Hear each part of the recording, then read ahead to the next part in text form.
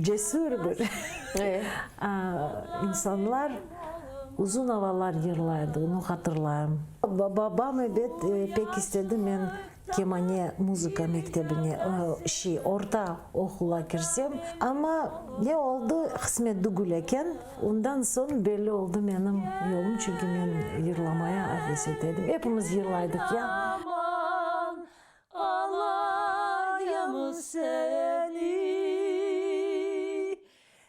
Analarımız, babalarımız oturganda sofralarda misafirlerini ilgilendiriyordunuz. Konser koyardık. Öyle mi? Konser yırlaydık. Hafizin piyaninoda çalaydı, ikimiz yırlaydık. Kemanede çalaydı. Da, evet. Ben oyun oynardım işte. Hafize Hanım şimdi sazını eline alacak ve güzel yer ile programımızı yekünleyecek. Benim yarim gelmedi, gözüm yollara bakar. Ukrayna-Türkiye ilişkileri, turizm, kültür, ticaret, ekonomi, siyasi, askeri ve Ukrayna'daki Türkiye milletlerin durumu hakkında Türkiye Cumhuriyeti Kiev Büyükelçisi Sayın Yağmur Ahmet Güldere ile hazırladığımız özel söyleşimiz bu cumartesi Kiev saatiyle 20.30'da ATR ekranlarında.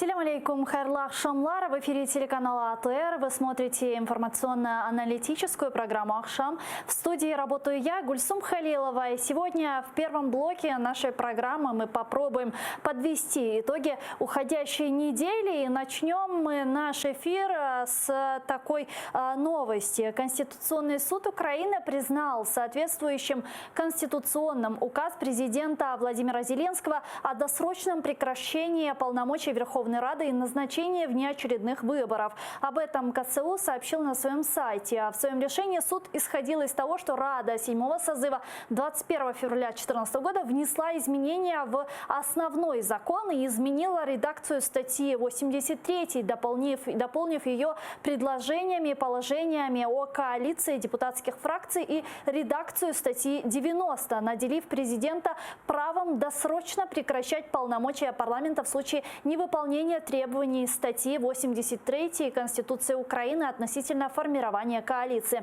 Вместе с тем, Рада, избранная на внеочередных выборах 26 октября 2014 года в течение срока своих полномочий, не возобновила в регламенте правовое регулирование вопроса прекращения деятельности коалиции, указывает КСУ. С нами сейчас на прямой связи заместитель генерального директора, руководитель программ ВГО КИО Наталья Клинник. Давайте ее поприветствуем. Алло, Наталья, здравствуйте.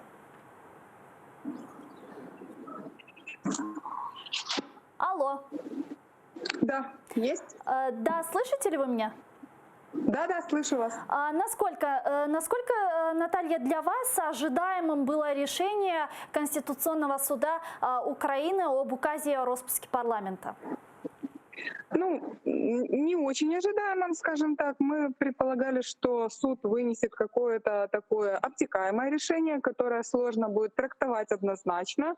Это, с одной стороны, хорошо, что суд вынес четкое решение, признав указ конституционным, хотя многие эксперты и комитет избирательный в том числе настаивал на неконституционности данного решения. Но мы, конечно же, не юристы-конституционалисты, и мы придерживаемся того, что должно в стране существовать верховенство права и, соответственно, выполнение решений Конституционного суда. Поэтому тут можно поздравить органы администрирования выборов с тем, что им не придется принимать сложных решений по отмене некоторых действий, которые были связаны уже с началом выборчей кампании. Ведь в Украине еще ни разу не было ситуации, когда бы избирательная кампания была прервана в ее середине, именно парламентская избирательная кампания. Очевидно, что внеочередные парламентские выборы уже состоятся 21 июля. А вот как вы думаете, кто и какие партии больше всего выиграли от досрочных парламентских выборов и от решения Конституционного суда?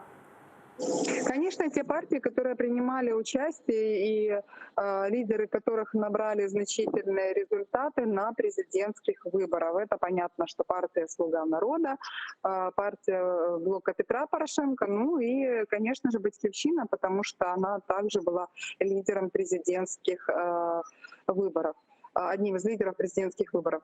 Поэтому именно эти партии получили преференции перед другими партиями от ближайших выборов 21 июля.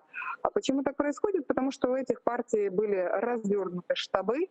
Именно эти партии пиарили своих лидеров во время президентской гонки, а также свои бренды с логотипами, с соответствующей цветовой гамме, поэтому для избирателя визуальный ряд наиболее привычный, и, конечно, именно они и являются бенефициарами данного решения. Хотя и такие партии, как партия «Сила и честь», также мы видим, по некоторым соцопросам все-таки проходит 5% барьера и, возможно, пройдет в эту Верховную Раду. Ну вот сегодня, собственно, появились новые рейтинги. Согласно этим рейтингам, пятерку партий, которые могут пройти в Верховную Раду, замыкает партия Святослава Вакарчука, а партия Игоря Смешка «Сила и честь» имеет 4,1% поддержки. Об этом свидетельствуют результаты исследования, проведенного 14-19 июня Центром Социс и Комитетом избирателей Украины. Так, бесспорным лидером является действительно «Слуга народа», это 47,6%. Это на втором месте оппозиционная платформа «За жизнь» 12,4%. Третья европейская солидарность Петра Порошенко 8,8%. Партия «Батьківщина» на четвертом месте 8,7%. И на пятом месте «Голос» 6,8%. Как я уже сказала, 5% барьер пока что не проходит партия «Сила и честь» Игоря Смешка 4,1%. И у остальных партий меньше, чем 2%. Вот что вы думаете об этих цифрах и как вы думаете, кому бы больше всего пошло на пользу, если бы парламентские выборы состоялись вовремя, то есть в октябре месяце, вот кто больше всего нуждался вот в этом промежутке времени? Ну, очевидно, что в этом промежутке нуждались новые проекты. И вы правильно заметили, что это и партия «Голос», и партия «Сила и честь». Очевидно, если бы выборы прошли 27 октября, то они набрали бы больше процентное соотношение, чем сейчас показывают социологические опросы. Ну, партия «Голос» тут еще немного выезжает как бы на бренде партии «Слуга народа», так как у них приблизительно похожие позиции по составлению списков. Это новые лица, которые еще не были в политике. И можно сказать, что тут они взаимно разгоняют друг друга, транслируя эти месседжи для избирателей. И, соответственно, у них растет динамично их рейтинг. Ну, очевидно, что партия «Голос» набрала бы больше, если бы выборы были в октябре. С нами сейчас связался народный депутат Украины Егор Соболев. Я попрошу вас не отключаться, мы продолжим с вами нашу беседу. А пока мы поприветствуем народного депутата. Алло, Егор, здравствуйте, слышите ли вы нас?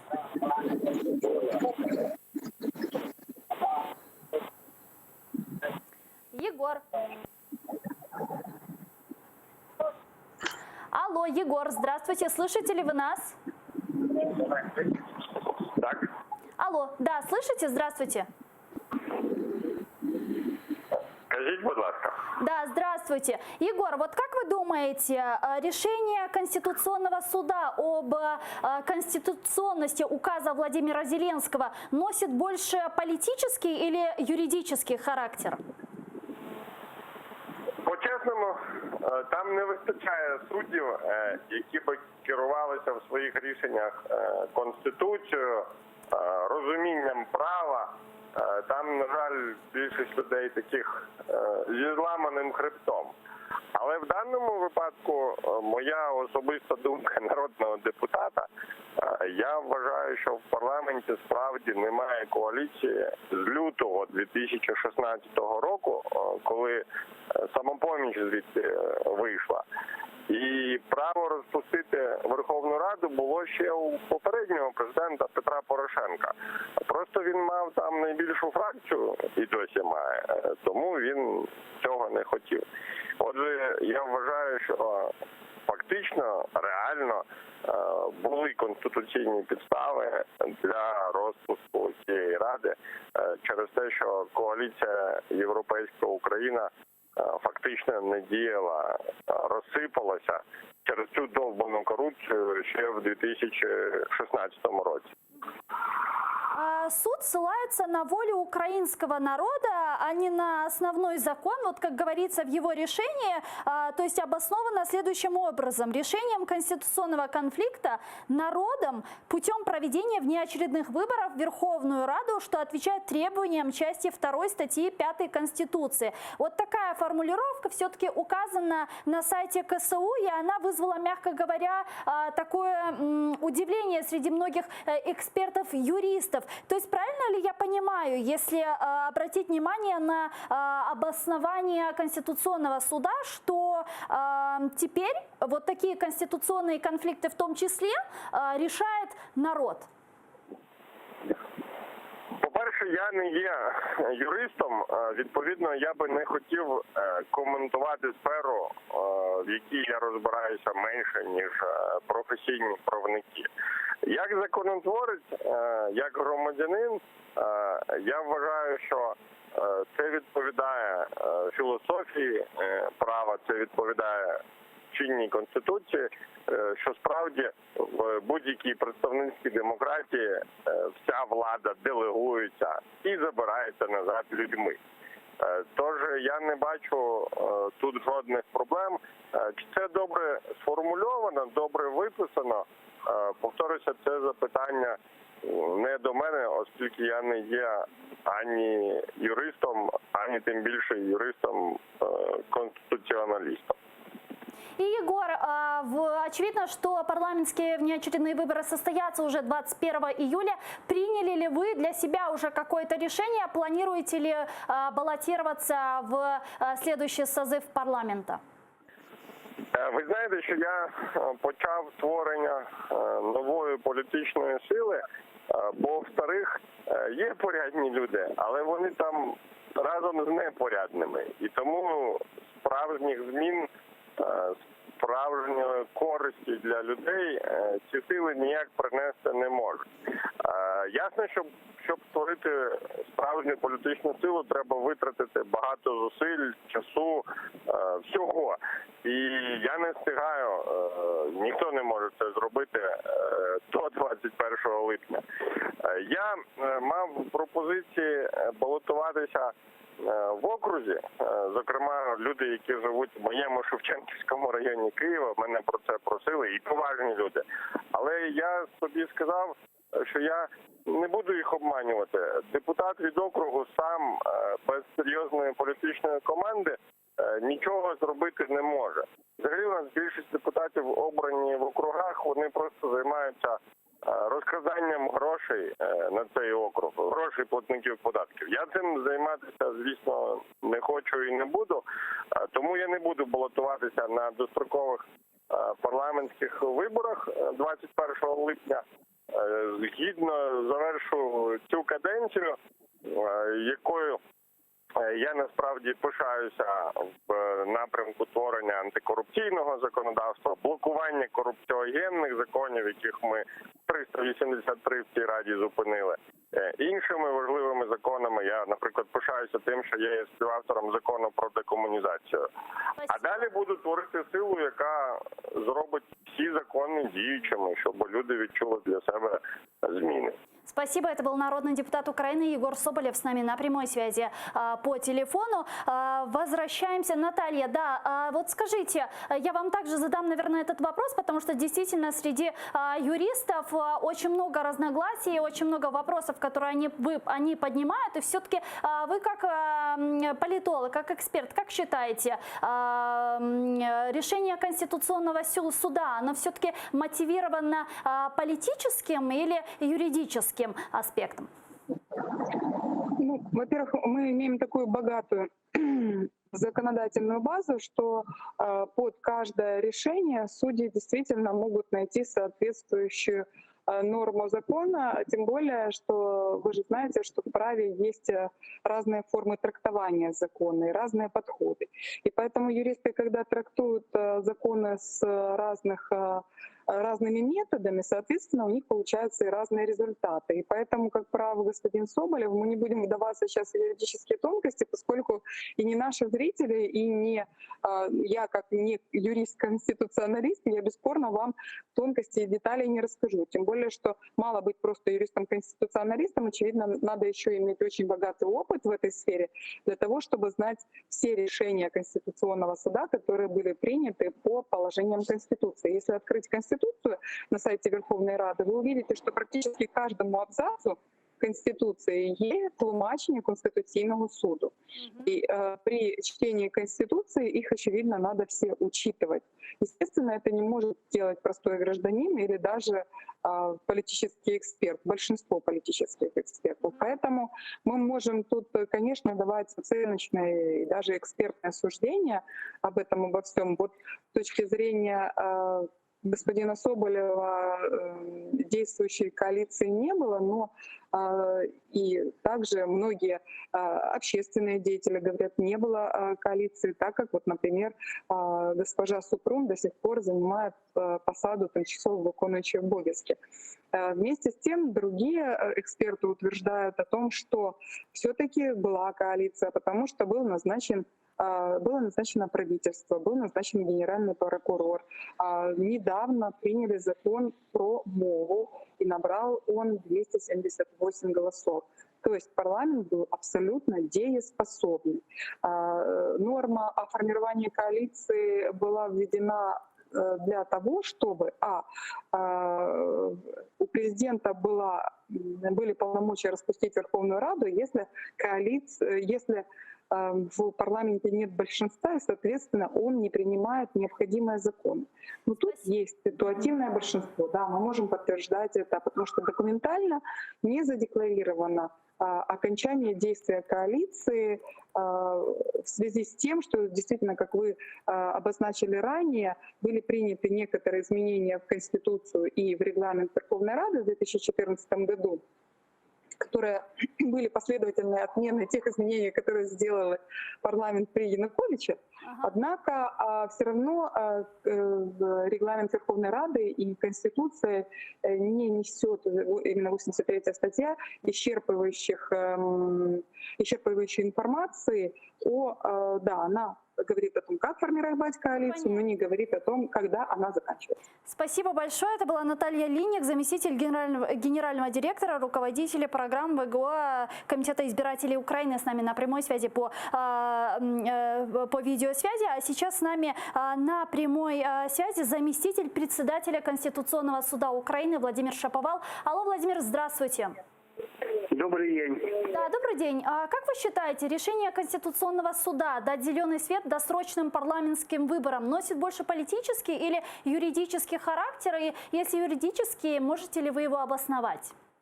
Ну, я думаю, что здесь надо говорить о третьем. Юридического тут практически мало. Текст этого решения, извините, буду говорить серьезно, это пустышка правовая.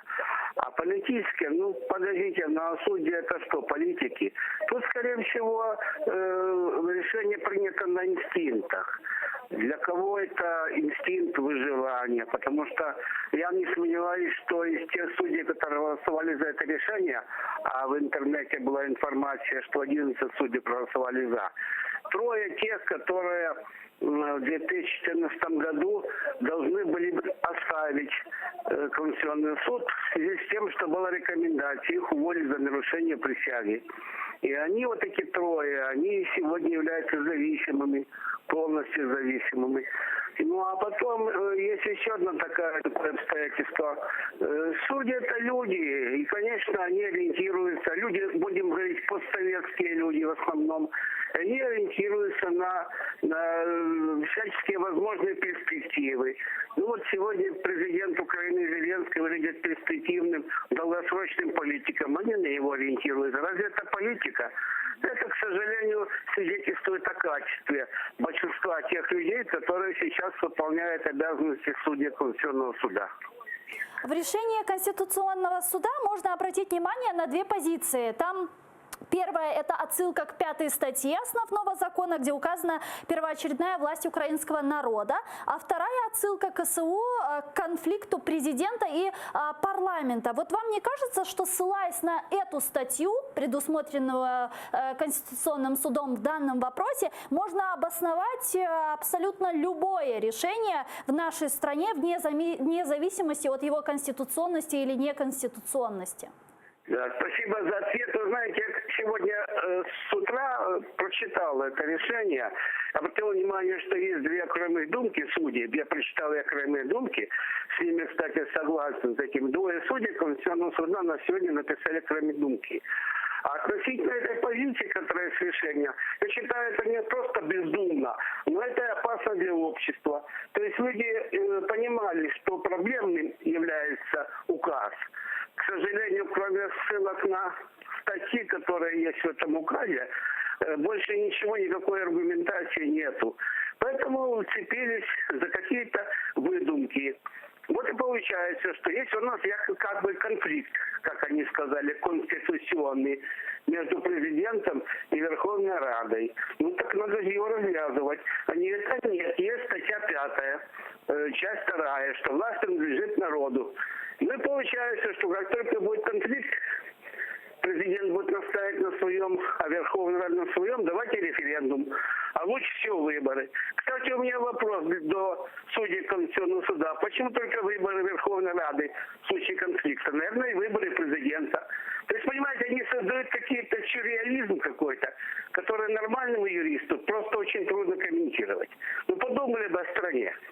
Вот получается так, что Конституционный суд не смог определить конституционность решения, но все-таки выборы решил не отменять. Вот как вы думаете, кому больше всего идет на руку такое решение Конституционного суда? Не знаю, кому это идет на руку. Это и далее провоцирует беспорядок, безлад, который существует у нас в политической, я не говорю о правовой среде. Кстати, хотел бы сказать, как юрист, я убежден, что Конституционный суд должен был сказать, он уполномочен толковать Конституцию. Так все-таки, с какого момента прекращается деятельность коалиции депутатских фракций? Они должны были истолковать Конституцию, сказать, вот с какого момента. А дальше просто. Если этот момент наступил, значит президент имеет право. Не наступил, значит и проблемы нету. И еще один момент, тоже из области полуанекдотов. Понимаете, в чем дело? Получается, что у нас нет коалиции как бы с 2016 года. И вот 3 года Верховная Рада в подвешенном состоянии. И президент может сказать, так, я тебя завтра распущу, если не примешь правильное решение.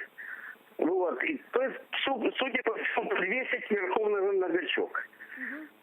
И Конституционный суд должен был сказать, если есть момент прекращения коалиции, ее деятельности, президент должен распустить парламент, может и тянуть, скажем,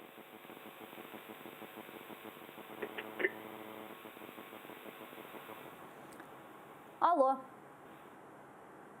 Владимир Шаповал был с нами на прямой связи по телефону. Мы попытаемся с ним еще раз связаться. Это был заместитель председателя Конституционного суда Украины в 2002-2005 году. И мы продолжим обсуждать указ президента Владимира Зеленского о распуске парламента. И действительно очень много вопросов появляется у многих юристов, а именно о решении этого суда. Ведь по сути суд ссылается на волю украинского народа, а не на основной закон, говорят эксперты. И финальный вывод, собственно, был обоснован таким образом. Решением Конституционного суда конфликта народным путем проведения внеочередных выборов в Верховную Раду, что отвечает требованиям части 2 статьи 5 Конституции Украины. И, собственно, так или иначе, выборы в Украине 21 апреля уже состоятся, и, как мы уже ответили, сегодня появились новые рейтинги, и мы о них обязательно поговорим с нашими экспертами. Вернулся к нам Владимир Шаповал. Алло, Владимир, слышите ли вы нас сейчас? Да, я слышу вас. Я хотела у вас спросить, что касается еще коалиции. Вот касательно юридического аспекта данного вопроса, а именно действительно существования коалиции. Вот эксперты говорят о том, что, принимая решение о распуске Рады, президент упустил важный момент, якобы. Парламентская коалиция де-юре развалилась за 3 дня до его инаугурации. Вот действительно так ли это? И вообще предоставил ли, может, у вас есть информация, спикер Парубий документы, подтверждающие действительно этот факт, то есть списки из 226 народных депутатов? Вы понимаете, у меня несколько другая точка зрения на этот вопрос. В конце концов, же дело не в том, что сказал Парубий, глава Верховной Рады, а что мог не сказать. Вот представьте себе, что он не сказал, и получилось бы, что президент без его слов не мог бы распустить парламент. Явно абсурд. Ведь полномочия президента Украины определены в Конституции, и никто своими действиями, прямо или косвенно, не может их ограничивать. Я убежден, что Конституционный суд опять же должен был сказать в своем решении, о котором мы говорим. Не, извините, блеять какую-то ерунду, простите за грубость, а сказать, что момент прекращения деятельности коалиции наступает так-то. Я считаю, что коалиция прекращает свое существование тогда, когда правительство, сформированное, по сути дела, с подачи коалиции, недееспособно. Оно не пользуется поддержкой большинства в парламенте. Когда ему выражает недоверие Верховная Рада, такой институт предусмотрен, институт недоверия, этого не было. Поэтому я считаю, что все остальное это суета. Коалиция и сегодня существует. Ведь они же будут принимать законы, и правительство действует дальше. Более того, попытка уволить Гройсмана с должности премьер-министра не удалась. Поэтому получается, что есть коалиция, есть рожденное ею правительство. Угу. Но так или иначе, ведь Конституционный суд ссылается на народ, да, путем проведения внеочередных выборов в Верховную Раду Украины, и действительно ссылаются на 5 статью Конституции, где говорится, что у народа есть на это власть, и народ может такие вопросы, такие конфликты также решать. Вот что вы думаете по этому поводу? И действительно, мы же видим, что в народе все-таки есть запрос на эти внеочередные выборы, и это неоднократно подтверждали социологические рейтинги, социологические исследования. То есть это может быть действительно аргументом решения этого вопроса? Ну, понимаете, по такой логике надо каждые 2-3 месяца проводить выборы или референдум, чего не делается ни в одной нормальной стране. Если, предположим, на данный момент популярность среди избирателей, поддержка среди избирателей Верховная Рада очень низкая, и это основание, скажем, ее так запросто распустить и прекратить ее существование, то тогда вот встречный вопрос. А предположим, авторитет среди избирателей президента через какое-то время резко изменится. Рейтинг, как мы говорим, его упадет. Так что проводить досрочные выборы, понимаете, в чем дело? Если мы кого-то избираем, мы должны делать это сознательно. Если наш выбор неудачный, мы должны дождаться следующих выборов или, скажем, действовать в протестном плане так, чтобы эти выборы ускорить. Но для юриста аргумент пользуется поддержкой, не пользуется, это не аргумент. Спасибо большое. Это был Владимир Шаповал, заместитель председателя Конституционного суда Украины в 2002-2005 годах, с нами на прямой связи по телефону. А сейчас с нами связался из Парижа политолог Андрей Шкиль. Давайте его поприветствуем. Алло, здравствуйте, Андрей. Доброго вечора, вітаю. Андрей, как украинские политологи во Франции воспринимают то, что происходит сейчас в Украине, а именно как вы восприняли решение Конституционного суда об указе о распуске парламента Верховной Рады Украины? Ну, я думаю, що у Франції це не було і не мало мати якогось широкого резонансу, тому що це у Франції це розцінюється як внутрішня справа України, і це діє відповідний статут, передбачений Конституцією орган, тобто Конституційний суд. Тут я не бачу ніяких причин для цікавості. Особисто моя точка зору, ну, звісно, річ, що ситуація, яка склалася з достроковими виборами, є достатньо, ну, скажімо так, м'яко кажучи, парадоксально, тому що за кілька місяців до строкових призначати дострокові вибори, ну, це звичайно протискання Верховної Ради коліном до підлоги. Ну, і якщо у суспільства є на це замовлення, ну, то я не думаю, що влада має її потурати таким замовленням. Але я також переконаний в тому, що владі дуже тяжко втриматися від того, щоб потрапити або сподобатися ще більшій кількості власних виборців і тих, хто зробить свій вибір на їхню користь. Ну і тому тут поняття популізм, воно буде спрацьовувати абсолютно однозначно в Україні і у Франції, яка є достатньо традиційною політичною державою, яка популізм як таке як явище, звичайно, присутнє. І що тут гріха таїти, і вони на останніх місцях популістичні ліві і крайні праві партії у Франції. Але модерується ця ситуація зовсім по-інакшому. Для того, щоб вирівняти ситуацію, нинішній президент Макрон просто трошечки поміняв розклад політичних сил у Франції власною персоною, власною політичною партією і обійшов ці підводні камені популізму, які абсолютно могли би привести до влади крайніх правих у Франції. Бо він в фіналі, давайте не забувати, був проти Марін Ле Пен. І тому Україна в цій ситуації сприймається з Франції, ну, скажімо так, якщо це відбувається в межах чинного українського законодавства, без проблем. Це не порушує загальноприйняті європейські норми захисту прав людини и особи. Ні, все, це без реакции. Андрей, мы хотели еще с вами обсудить несколько международных вопросов. И вот одна из них – это следующее информационное сообщение. Президент США Дональд Трамп встретится со своим российским коллегой Владимиром Путиным в ходе саммита Большой Двадцатки в Японии в конце месяца. Об этом сообщает Интерфакс. Трамп подтвердил эту запланированную встречу с Путиным и с председателем КНР Си Цзиньпином. Я действительно встречаюсь с ними обоими на следующей неделе в Японии на G20, сказал в интервью Fox News президент Соединенных Штатов Америки Дональд Трамп. Вот чего ждать от встречи Трампа и Путина? И как вы думаете, не столкнемся ли мы опять с ситуацией, когда вопросы Украины будут обсуждаться между двумя лидерами тех или иных стран без участия самой Украины? Ну, ця небезпека існує, звичайно, тільки в діалозі Трамп-Путін. Жодної небезпеки для України в діалозі Трамп-Сі Цзіньпін чи Путін-Сі Цзіньпін немає. Звісно, є така засторога, і треба на це зважати. Для цього треба проводити активну, потужну зовнішню політику.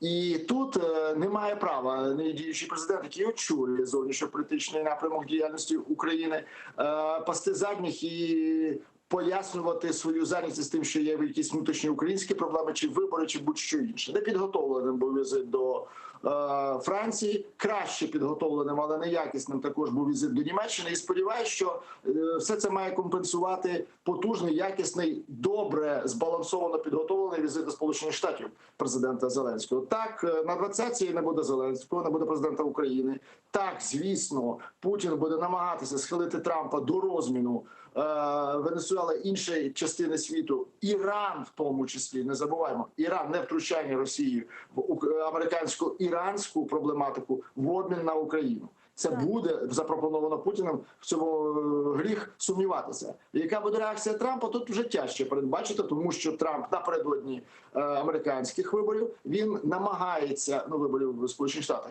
він намагається не забувати зовнішньополітичні напрямки, які є важливими для його виборців. Зокрема, і посилення присутності військового контингента в Польщі, це передвиборче, це він не забуває просто це зробити перед самими виборами. І я думаю, що українська тема, якщо вона буде буде голосно і потужно піднята і в Сполучених Штатах загалом, мається на увазі в межах діючої влади і опозиції, і в межах просто українських людей, які мають американське громадянство в Сполучених Штатах, це також важливо, тому що діаспора є важливою частиною американської виборчої стратегії Трампа. Польська і українська, вона менша, але тим не менше вона або буде голосувати, або не буде голосувати за діючого президента. І якщо буде тиск з боку Києва, абсолютно нормальний, тобто, кажу, виважений, але потужний, не думаю, що Трамп перед виборами наважиться на такий розклад. Але справді це дуже болюча точка, коли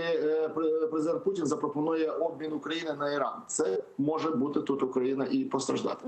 Ну вот, если посмотреть на действия Трампа, да, то в 2018 году, когда российская ФСБ в акватории Черного моря напала на украинские корабли, тем самым захватила их и взяла в плен украинских моряков, после этого, вот до этого должна была состояться встреча Дональда Трампа с Путиным, но тогда Трамп отменил эту встречу и мотивировал тем, что он не встретится с Владимиром Путиным до того, пока украинские военнопленные моряки не будут освобождены и ситуация в Керченском проливе не будет урегулирована. Но мы сейчас видим, что если действительно Трамп встретится в рамках G20 с Владимиром Путиным, то он не сдерживает этого свое слово. Но все-таки, как вы думаете, может ли он действительно каким-то образом договориться с Путиным об освобождении украинских военнопленных моряков, или же все-таки урегулирование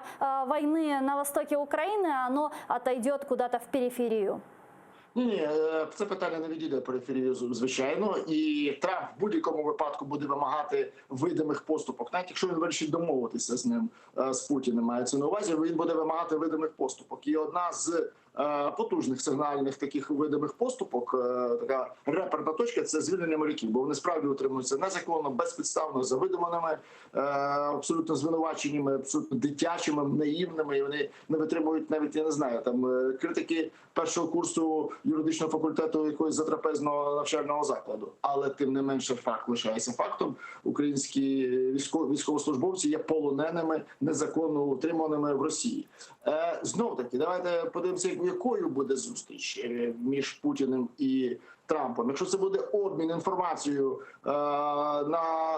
як кажуть, настоячи, як кажуть, кругом-бігом навколо столу Великої Двадцятки, і Путін просто зуміє запропонувати одною, двома, трьома, п'ятьма фразами ситуацію з обміном, тобто Україну поміняти на щось, або мається те, що торкається України, бо я думаю, що там буде розмова торкатися між ним і Путіним, якщо вона буде довше, ніж там 5 хвилин, то ще вона буде торкатися і гонки озброєнь, тому що Росія, звичайно, надуває груди, але крім повітря там більше нічого немає, і витримувати гонку озброєнь Росія не зможе. А для Америки це буде такою легкою прогулянкою заганяння в кут російської економіки, російської держави в перегонах озброєнь. Тому треба подивитися, якою буде формат зустрічі. Якщо це буде зустріч на ногах, це буде означати, що Трамп зуміє зберегти лице, сказати, тут це була зустріч, була пропозиція, про яку я повідомлю пізніше, конструктивна розмова, конструктивна пропозиція Путіна, але от нічого більше, це не була офіційна зустріч. Цілком ймовірно, що може бути так. Він одною зустрічю закриє дві позиції. Таку так звану проросійську, пропутінську позицію серед середовища його виборців, що, мовляв, ну бачите, я шукаю діалогу, але не виходить. І з другого боку не дасть підстав себе сильно там товкти в бруд з тим, що він обіцяв і не дотримав слова. Ну, обіцяв не зустрічатися і не дотримав слова. Андрей, вот буквально 1,5 минуты до завершения эфирного времени. Последний вопрос, который хотели вам задать, касается парламентской ассамблеи Совета Европы. Уже на следующей неделе, 24 числа, будет голосование в ПАСЕ по поводу возвращения российской делегации в ее состав. Как вы думаете, какое может принять решение ПАСЕ, чего ожидать?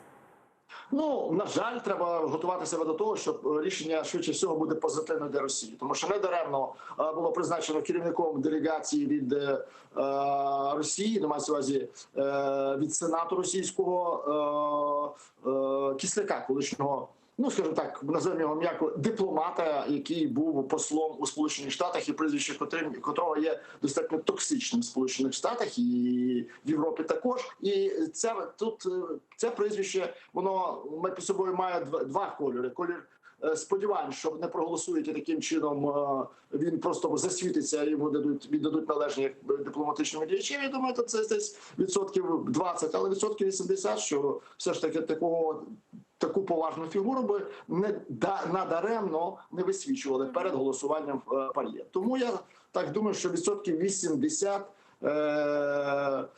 Кисляк буде все ж таки очолювати офіційно присутнім очолювати делегацію, бути офіційно присутнім на засіданнях, як і вся російська делегація. Це провал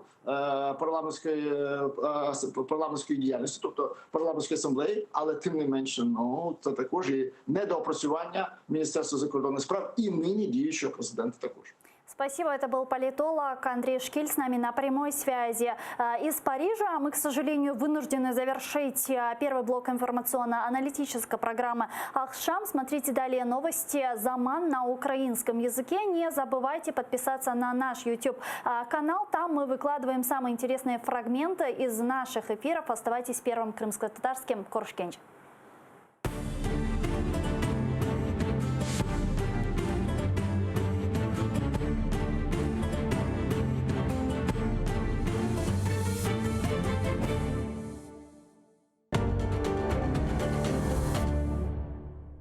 Сьогодні у Прайм Ференс Галина Янченко, кандидат у народні депутати від «Слуги народу». Говоримо про дострокові вибори Ради. Який зараз рейтинг у партії Зеленського? Чи не розгубиться він до виборів? Хто найближчі конкуренти? А з ким готові об'єднатися у коаліцію в майбутньому парламенті? З якою програмою «Слуга народу» іде в Раду? Про що там йдеться у питаннях окупованих Криму та Донбасу? А також поговоримо про боротьбу з корупцією і напрацювання партії у цьому напрямку. Дивіться у Prime Ference о 21-й на телеканалі АТР.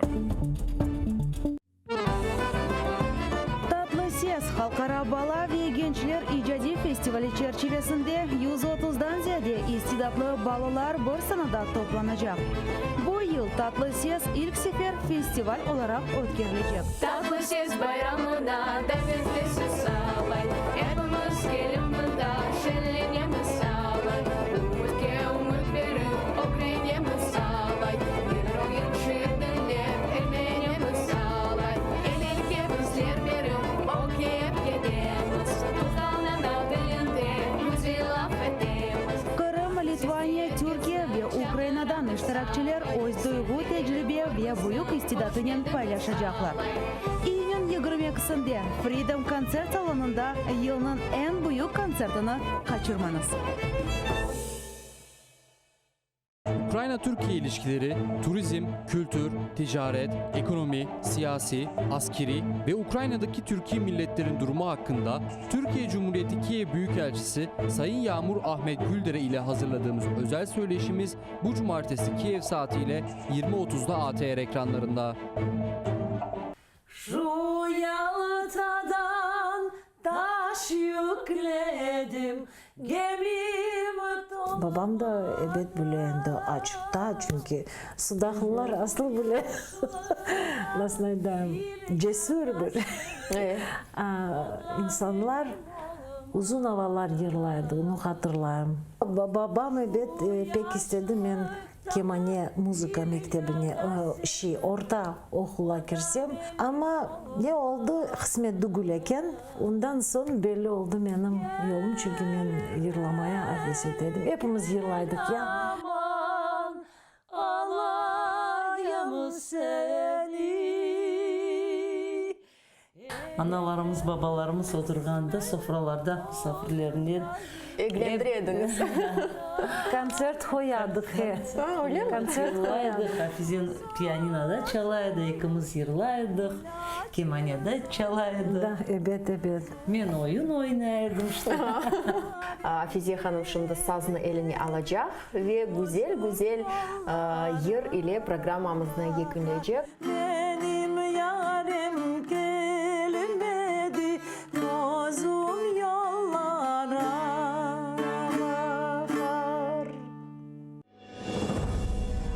Конотопская битва вошла в историю как битва за независимость. Благодаря численному перевесу союзников, крымских татар, казаки одержали одну из самых великих побед. Как проходила битва, какую тактику боя применили крымцы и почему судьба московитов была обречена? Одновременно на соединение с Выговским шел крымский хан Мухаммед Герай IV. Он вел с собой конницу общей численностью до 40 тысяч аскеров. Выступив на левобережье, он отправляет вперед свои летучие подразделения. Смотрите уже в эту субботу, 22 июня в 17:35 на телеканале АТР в программе «Алтын Девир». Конотопская битва. Кульминация событий. Часть 3.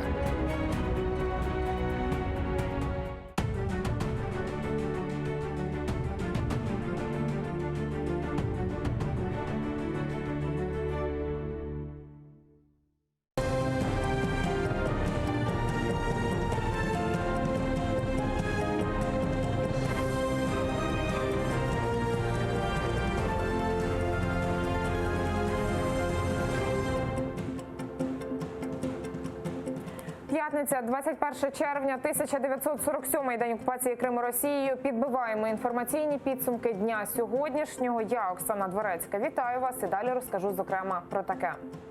ЦВК завершила реєстрацію кандидатів, а народні депутати обговорюють вчорашнє рішення Конституційного суду про законність розпуску Верховної Ради. Розкажемо, як хто реагує. 2,5 сотні поранених. В Грузії поліція гумовими кулями розігнала антиросійську акцію протесту. На сьогодні плануються нові мітинги. Розкажемо, чому зібрався грузинський Майдан. Виступи у концертних костюмах і на великій сцені. В дитячому центрі «Артек» провели генеральну репетицію в переддень фіналу фестивалю «Татли Сєс».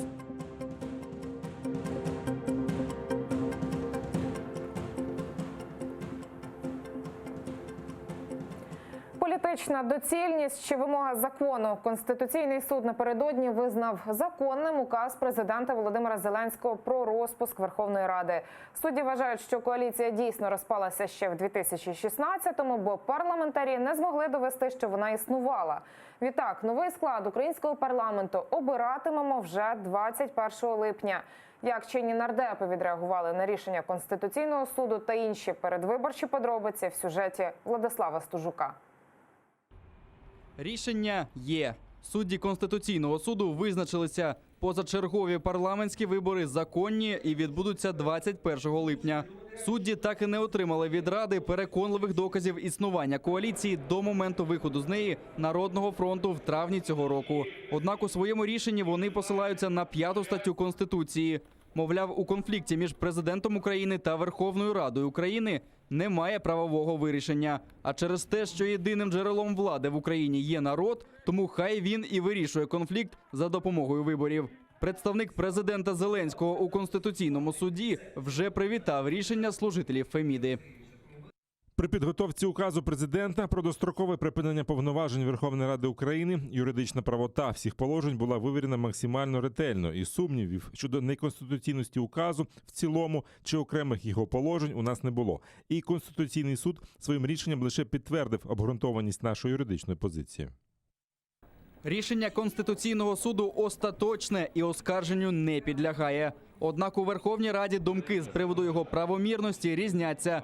Одні кажуть, все було законно, інші, що суд був під шаленим тиском суспільства, яке прагне перезавантаження парламенту.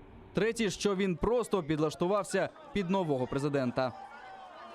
Давайте честно говорить, разве не общественные активисты, разве не политики разных политических сил запугали настолько судей, что они боятся принимать решения? Разве не к судьям приходили домой и пугали их? Разве не судей встречали под судами и угрожали? Якщо ми будуємо правову державу, то Конституційний суд в першу чергу має керуватися Конституцією і робити свої рішення законні, а не підлаштовувати їх під вимоги суспільства, яке хоче дострокових виборів.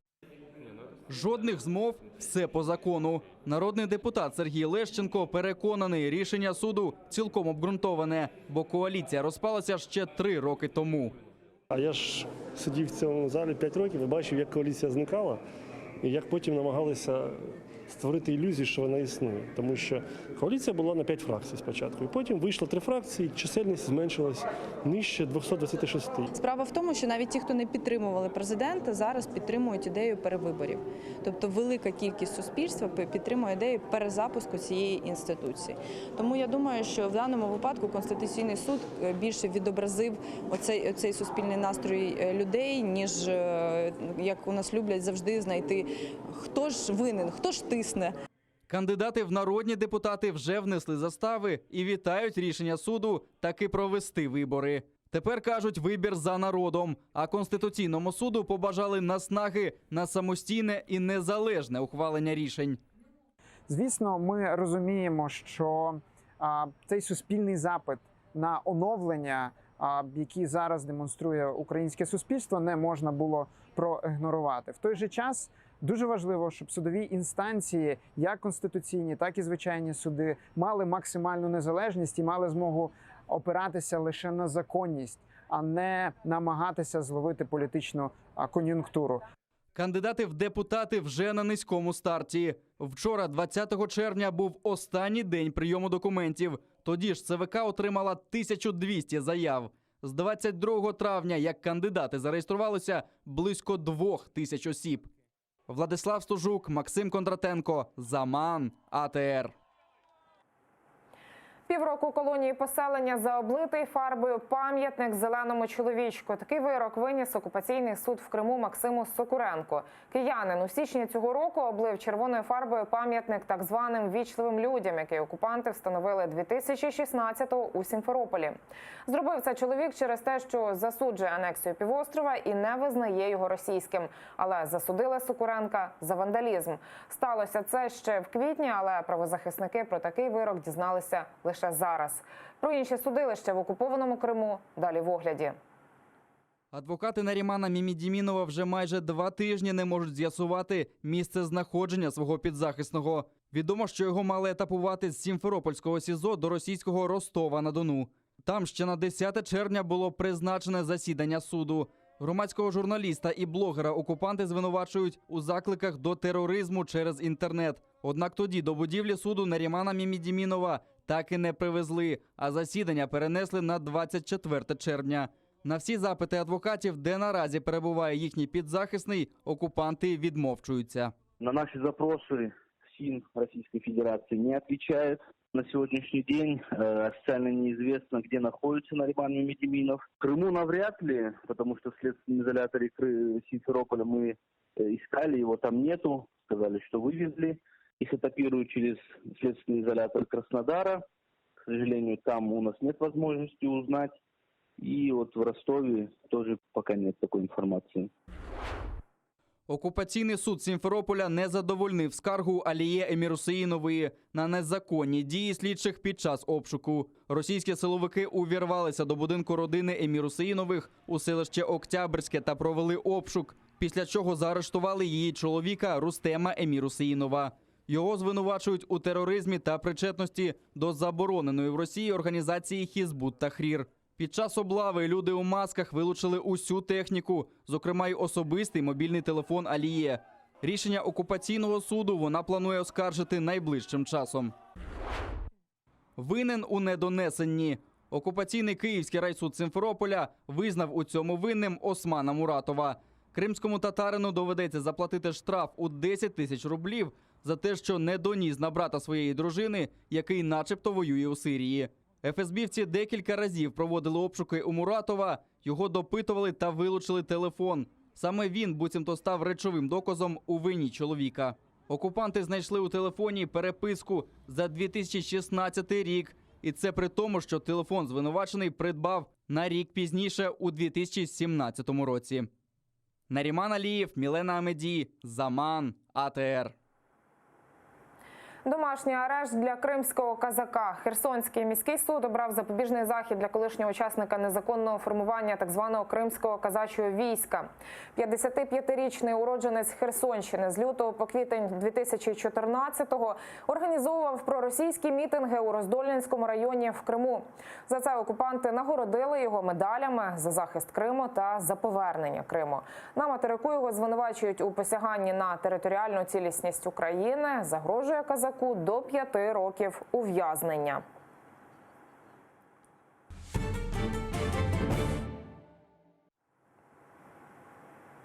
Волю в'язням війни, родичі військовополонених та зниклих безвісти в зоні бойових дій на Донбасі прийшли з плакатами та фотографіями своїх близьких до адміністрації президента. Представники громадської організації «Українська асоціація полонених» звернулися до Володимира Зеленського з проханням зустрічі 5 липня. На ній родичі хочуть нагадати главі держави про необхідність активізувати процес звільнення полонених. Вони сподіваються на миротворчу місію на тимчасово окупованих територіях і що це допоможе визволити заручників. За цих хлопців, які зараз у полоні і безвісти пропавші, ніхто не вспоминає. Взагалі забули за них, що вони такі навіть є. От ми прийшли, щоб напомнити, що є така категорія людей, є така категорія дітей наших, які знаходяться там. Вони всі являються воєннопленними, потому что они граждане Украины, и их задержали на территории оккупированного Крыма, либо оккупированного Донецка, Луганска. И поэтому я проявил такую солидарность, вышел с родственниками военнопленных, так как считаю, это наша общая боль. Співробітники СБУ перекрили канал фінансування бойовиків терористичної ДНР. Злочинну схему у Києві налагодили переселенці зі Сходу ще в 2016-му. Використовуючи картки українських банків, за 3 роки вони переказали 5 мільйонів гривень своєму спільнику в Донецьк. Під час обшуку в одній зі столичних квартир правоохоронці виявили чималу суму доларів та євро, аж 49 банківських карток і так звану чорну бухгалтерію – квитанції про переказ грошей терористам з ДНР. Затриманим вже оголосили підозру у фінансуванні тероризму. Негайно звільнити 24 військовополонених українських моряків і повернути захоплені кораблі. Цього від Росії вже вкотре вимагають у Євросоюзі. Це питання обговорювали на черговому саміті у Брюсселі. У висновках Європейської ради лідери урядів країн ЄС заявили також про готовність не визнавати російські паспорти, видані мешканцям тимчасово окупованих територій Донбасу, бо це повністю суперечить мінським домовленостям. Напередодні Євросоюз продовжив так звані кримські санкції ще на рік, а вже сьогодні, після саміту, там заявили, готові їх посилити, якщо Кремль не виконає рішення Міжнародного трибуналу з морського права від 25 травня і не відпустить полонених моряків та захоплені українські кораблі. Зробити це Росія мала б до 25 червня. Європейська рада продовжуватиме здійснювати моніторинг ситуації на сході України та готові розглянути подальші варіанти, включаючи невизнання російських паспортів, виданих в Росії, котрі протирічать Мінським угодам. Євросоюз готовий вжити нових заходів у тісній взаємодії з міжнародними партнерами. Сльози, море квітів і закрита біла труна. У селищі Іванівка, що на Одещині, попрощалися із 11-річною Дар'єю Лук'яненко. Дівчинка зникла ще 13 червня по дорозі на заняття із танців, а цієї середи правоохоронці знайшли її понівечене тіло із численними ножовими пораненнями у вигрібній ямі на подвір'ї 22-річного Миколи Тарасова. Нелюд зізнався у скоєному і розповів подробиці звірячого вбивства дитини. Спершу він намагався її задушити, потім перерізав сонну артерію і спробував позбутися тіла. Його вже заарештували за жорстоке вбивство. Тарасову загрожує довічне ув'язнення. Провести 11-річну Дар'ю Лук'яненко в останню путь на центральну площу Іванівки прийшли сотні односельців. Дорогою на кладовище жалобна процесія зупинилася біля двору Тарасових. Люди погрожували спалити дім вбивці дівчинки, якщо його родичі не виїдуть звідти.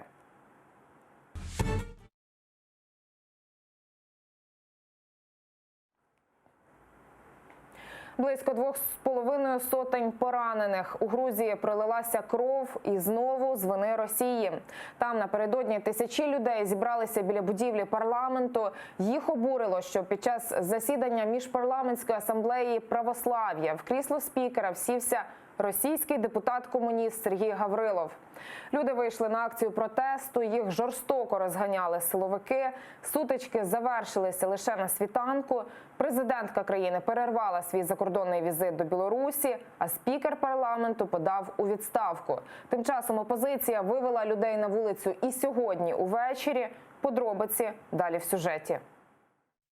У стінах грузинського парламенту відбувалась міжпарламентська асамблея православ'я. Аж раптом крісло спікера займає її очільник – російський депутат від комуністичної партії Сергій Гаврилов. Та ще й говорить російською. Це обурило представників парламенту від опозиції та простих грузинів. Адже вони переконані, присутність росіян в цих стінах та в країні загалом після війни 2008-го та підтримки відколу грузинських територій Південної Осетії та Абхазії просто неприпустимі. Після такого зухвалого вчинку російського парламентаря представники опозиції, які до цього відмовились брати участь в заході, перегородили трибуну та вимагали, аби представники Росії пішли геть. До них долучилися й деякі представники правлячої партії. Люди розгнівані і розчаровані. Все відбулося тому, що влада запросила російського депутата, який проти нашої країни, який ненавидить все грузинське, який голосував за так звану незалежність наших відколотих регіонів. Дізнавшись про події в парламенті, під його стіни почали сходитись тисячі обурених грузинів. Люди вимагали відставки членів уряду, а ще спікера парламенту Іраклія Кобахідзе і намагалися штурмом взяти парламент. Тим часом сам Сергій Гаврилов під супроводом чисельної охорони залишив будівлю. Поки його проводили через натовп, люди обливали його водою. Аби розігнати демонстрантів від будівлі парламенту, грузинська поліція застосувала сльозогінний газ, водомети та гумові кулі. Спроби штурму поліція зупинила на ранок. На вулицях тривали лише локальні бої. Жертвами досить жорсткого розгону стали близько 250 людей. У багатьох переломи та травми від гумових куль. Серед постраждалих і журналісти. Репортерці грузинського першого каналу. Гумова куля потрапила в обличчя. Вона втратила око. Серед постраждалих є й правоохоронці. Засудив появу російської делегації у Грузії і прем'єр-міністр країни Мамука Бахтадзе. Щоправда, заявив, щирий протест населення використали на свою користь опозиційні сили. Дуже важко бачити депутата країни-окупанта на головній трибуні найвищого законодавчого органу Грузії. Цей факт завдає шкоди нашій ідеї свободи, шкодить грузинському парламентаризму. Я повністю поділяю справедливий протест грузинського суспільства і звертаюся до організаторів негайно пояснити суспільству причини того, що сталося, і жорстко відреагувати. У Росії грузинський протест назвали повзучою русофобією. Російська делегація поспіхом залишила Грузію. Сергій Гаврилов, якого Тбілісі звинувачив в участі в бойових діях проти Грузії на стороні абхазьких сепаратистів, вже у Росії звинуватив українського делегата, депутата Віктора Єленського, у підбурюванні опозиції. Представник нашої держави, коли почалися протести, вийшов до грузинів, аби висловити свою підтримку. Тим часом російський депутат у вже звичній для росіян манері розказує свою правду про події. И мы видели эту растерянность властей и скользкую позицию, когда власть, с одной стороны, приглашает гостей международного форума, а потом начинает отыгрывать обратно. И когда мы пришли, нас именно грузинская сторона предложила это место. Мне глубоко все равно, я готов с табуреткой вести заседание. Тим часом під тиском демонстрантів у відставку подав спікер грузинського парламенту Іраклі Кобахідзе. Вероніка Іващенко, Заман, АТР. Грузинська опозиція заявляє, що акції протестів триватимуть доти, поки влада не виконає 3 вимоги. Це відставка міністра внутрішніх справ, звільнення затриманих напередодні 300 людей та призначення дострокових парламентських виборів. У американській Філадельфії стався вибух на нафтопереробному заводі. Рвонуло так, що в будинках у навколишніх районах тряслися стіни. Вибух стався рано вранці, потім почалася пожежа. Ніхто не постраждав, однак жителів прилеглих до заводу будинків евакуювали і обмежили рух транспорту. Вогнеборцям досить швидко вдалося загасити пожежу, її причини з'ясовують. Завод, де стався вибух, один із найбільших на східному узбережжі. Щодня він переробляє понад 300 тисяч барелів сирої нафти. Вмить небо стало яскраво багряним, ніби вийшло сонце. А потім жахливий звук, а горизонт вмить охопило полум'ям.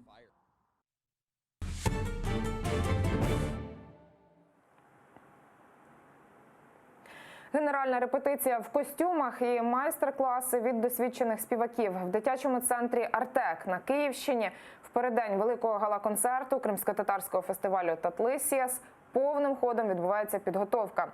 Фінальний виступ відбудеться вже завтра в столичному Фрідом-холі. Чим вражатимуть юні таланти, докладніше далі в сюжеті.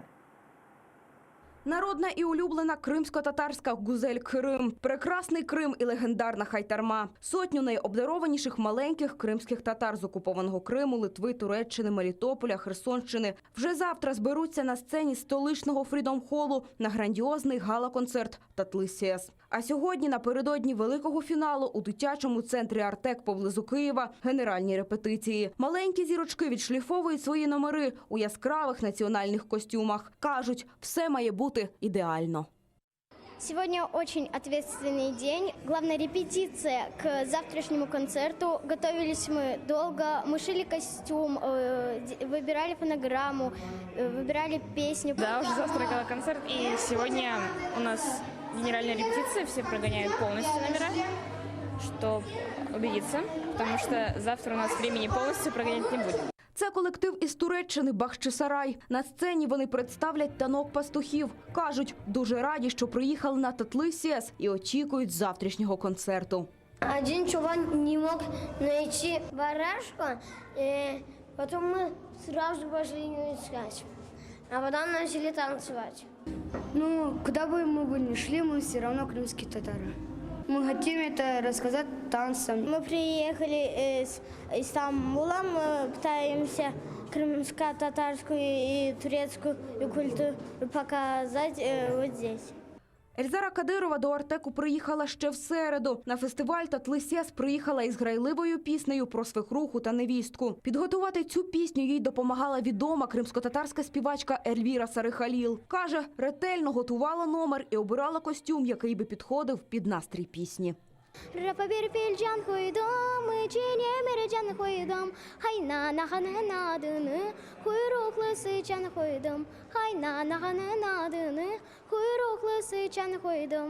Секретами сценічної майстерності і тонкощами виконання кримсько-татарських пісень з юними талантами і сьогодні ділилися справжні зірки. Свій майстер-клас провів співак та фіналіст шоу «Голос країни» Вагіф Нагієв. Від настанов талановитого співака дітлахи були у захваті. Больше всего я хочу научить ребят, чтобы они верили в себя. Это в первую очередь. Я им по секрету скажу, что не каждый педагог прав на самом деле. То есть сковывают детей некоторые люди, некоторые конкурсы. И вот это желание продолжать свое творчество. Никогда не надо бояться выходить на сцену и не слушать никого, если он тебе говорит, что у тебя очень плохой голос или танцуешь очень плохо. Про свій досвід участі у великих талант-шоу юним кримським татарам залюбки розповів фіналіст проєкту «Голос країни-2017» Роман Дуда. Это же детишки. Для детей наше будущее. То есть наше будущее – это дети. Соответственно, нет, я не сомневался в том, что я буду принимать в этом участие. Безумно добрые и дети, и их родители, и преподаватели. И, честно говоря, я даже чувствую некую энергию, когда люди подходят. Вот они хотят общения, они хотят как-то что-то менять, учиться. Это здорово. Яскраве шоу із неповторними кримсько-татарськими піснями, ліричними, веселими, про любов до Криму і тугу за батьківщиною. У найкращих костюмах і в компанії іменитих зірок естради на великій столичній сцені вперше за 10 років без переможців і переможених. Просто кращі з кращих. Таким буде великий фінал грандіозного шоу «Татлисіас». Організатори обіцяють гостям незабутні враження від шоу. Тетяна Сулій, Вікторія Блязова, Асан Емінов, Заман, АТР. На цьому ставлю крапку. О 20-й Заман підсумки кримсько-татарською, а о 22-й підсумковий випуск турецькою мовою. Інформаційний вечір на АТР триває, тож не перемикайтеся, а найцікавіші фрагменти нашого ефіру підписуйтесь і переглядайте на YouTube-каналі АТР. Дякую вам за довіру і до зустрічі.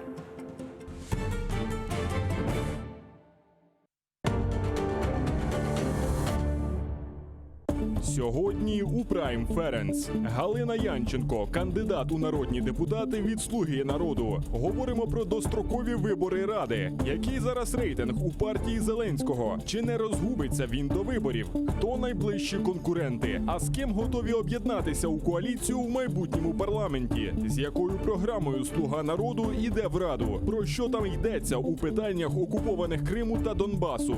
А також поговоримо про боротьбу з корупцією і напрацювання партії у цьому напрямку. Дивіться у Prime Ференц о 21-й на телеканалі АТР.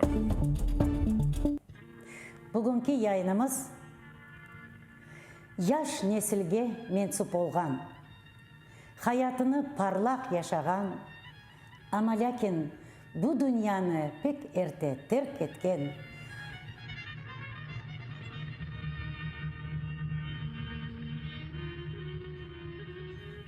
Birlik kemaneci Şevket Asanov'a bağışlanan.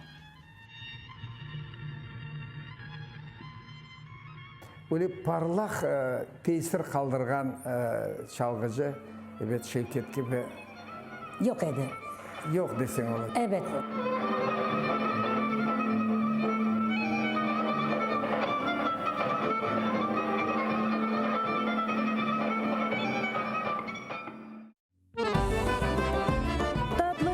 Халықара бала ve gençler icadi festivali çerçevesinde 130'dan ziyade istidaplı balalar bir sanada toplanacak. Bu yıl Tatlı Ses ilk sefer festival olarak ötkerilecek. Tatlı Ses bayramına devletli sağlay, hepimiz gelin bunda şenlenemiz sağlay. Umutke umut verin, okrenemiz sağlay. Bir oyun şiirdenler, emeğimiz sağlay. Elinke bizler verin, okuyup gidemiz. Tuzağının adilinde güzel affedemiz. Kırım, Litvanya, Türkiye ve Ukrayna'dan iştirakçılar öz duygu, tecrübe ve büyük istidatını paylaşacaklar. İyunun 22'sinde Freedom Konser Salonu'nda yılın en büyük konsertini kaçırmanız. Şu Yalıta'dan taş yükledim, gemimi Babam da evet böyle açıkta çünkü Sudaklılar asıl böyle nasıl diyeyim cesur bir insanlar uzun havalar yırlardı onu hatırlarım. Babam evet pek istedi ben kemane müzika mektebine orta okula girsem ama ne oldu kısmet duguleken ondan sonra belli oldu benim yolum çünkü ben yırlamaya ateş ettim. Hepimiz yırlaydık ya. Aman alayım seni. Analarımız, babalarımız oturganda sofralarda misafirlerini Evlendiriyordunuz. Konser koyardık. Öyle mi? Konser yırlaydık. Hafizin piyaninoda çalaydı, ikimiz yırlaydık. Kemanede çalaydı. Evet. Ben oyun oynardım işte. Hafize Hanım şimdi sazını eline alacak ve güzel yer ile programımızı yüklenecek. Benim yarim gelmedi, gözüm yollara.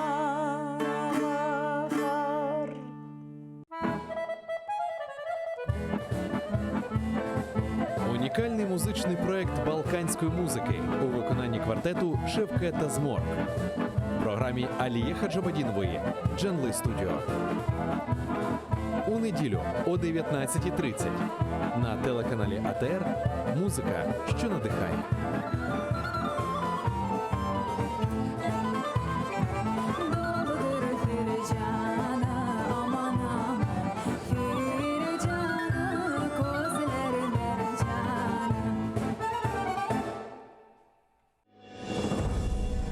Конотопская битва вошла в историю как битва за независимость. Благодаря численному перевесу союзников, крымских татар, казаки одержали одну из самых великих побед. Как проходила битва, какую тактику боя применили крымцы и почему судьба московитов была обречена? Одновременно на соединение с Выговским шел крымский хан Мухаммед Герай IV. Он вел с собой конницу общей численностью до 40 тысяч аскеров. Выступив на левобережье, он отправляет вперед свои летучие подразделения. Смотрите уже в эту субботу, 22 июня в 17:35 на телеканале АТР в программе «Алтын Девир». Конотопская битва. Кульминация событий. Часть 3. Имя крымско-татарского писателя, поэта Шевки Бекторе сегодня мало известно широкой общественности. Он родился в Румынии в семье эмигрантов крымских татар, вынужденно покинувших родину после аннексии Крыма России 1783 года. Во время учебы в Турции познакомился с Наманом Челебиджиханом, а после революции вернулся на историческую родину, чтобы строить вместе с соотечественниками счастливый Крым. Но советская реальность оказалась ужасна. 25 лет Бекторе провел в сталинских лагерях, пройдя все круги ада и написав об этом потрясающую по силе книгу. Легендарный поэт, писатель Шевки Бекторе. Часть 1. Смотрите в воскресенье в 18:00 в программе «Тарих Садасы» с Гульнарой Бекировой на телеканале АТР.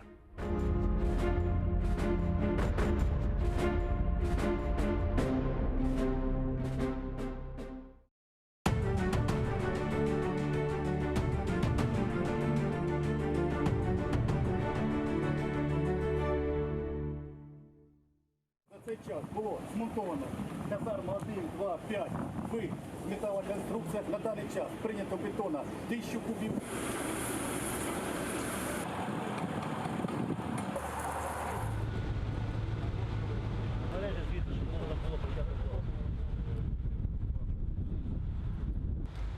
Я хотів вам подякувати за вашу роботу, тому що робота виконується дуже якісно, з високою інтенсивністю. І я хотів би подякувати всю державну службу і вас особисто за самовіддану добру працю, за те, що ви, незважаючи на погодні умови, завжди якісно виконуєте свою роботу. І практично сьогодні за другий рік, як ви знаходитесь в складі Міністерства оборони, принаймні жодної задачі, яку би не виконала Державна служба транспорту, я не пам'ятаю. І я дякую за це і вам, Микола Іванович, і вам, шановні офіцери, сержанти. Якщо ви не заперечуєте, щоб недовго вас тримати, хотів би вас нагородити нагородою міністра оборони. Немає заперечень?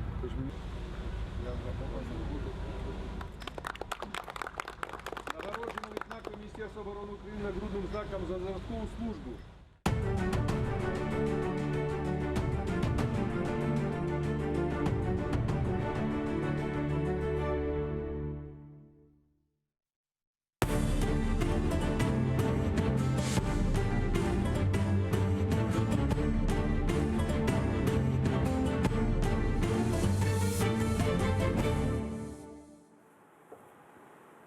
Салям алейкум, хайрлы акшамлар. В эфире телеканала АТР. Вы смотрите информационно-аналитическую программу «Акшам». В студии работаю я, Гульсум Халилова. Рада представить гостя нашей студии. Это Александр Макаренко, представитель партии «Сила и честь», экс-глава Государственной таможенной службы Украины. Здравствуйте.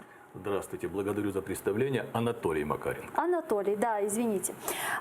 Конституционный суд Украины признал конституционным указ президента Украины Владимира Зеленского о досрочном прекращении полномочий Верховной Рады и назначении внеочередных выборов. Очевидно, что выборы состоятся в июле месяце, 21 числа по предварительным данным. Ваша партия, ваша позиция касательно решения Конституционного суда? Позиция вашей партии? Позиция нашей партии абсолютно совпадает с позицией большинства народа страны. Верховный Совет нынешнего состава должен уйти в историю. И чем быстрее, тем лучше. Конституционный суд принял правовое и политическое решение, реализовав волю народа, отправляя 8-й созыв Верховного Совета в запас. Выборы должны состояться. партия «Сила и честь» Игоря Смешка готова к этим выборам? Партия «Сила и Вы не честь». думали, что, да, партия «Сила и честь» Игоря Смешка готова к этим выборам? Вы не думали, что если бы было больше времени, возможно, да, если бы выборы состоялись осенью, что ваша партия набрала бы, возможно, больше рейтингов, учитывая, что сейчас по последним рейтингам ваша партия не проходит 5% барьер? К сожалению, на самом деле времени не так много для партийного разгона, да? И партия, хотя имеет свою историю, но достаточно недавно появилась, скажем так, в рейтинговых агентствах и в расписаниях телеэкранов. Это правда. Да, и для восприятия людей, да, нашего избирателя, сложно сейчас среди вот мозаики партий определиться и сказать, что да, именно я буду голосовать за эту партию. Симпатии сейчас однозначно сосредоточены на президентской партии «Слуга народа». Также избиратель сейчас говорит и требует: мы хотим новых облич, ми хочемо бачити нові обличчя в Верховній Раді. Мы же партия, которая, возможно, совсем недавно появившись, скажем так, в парламентском марафоне, считаем, что у нас есть весь ресурс для того, чтобы пройти 5% рубеж. Почему? В президентских выборах у Игоря Петровича Смешка накануне буквально голосования рейтинговые агентства показывали 2%.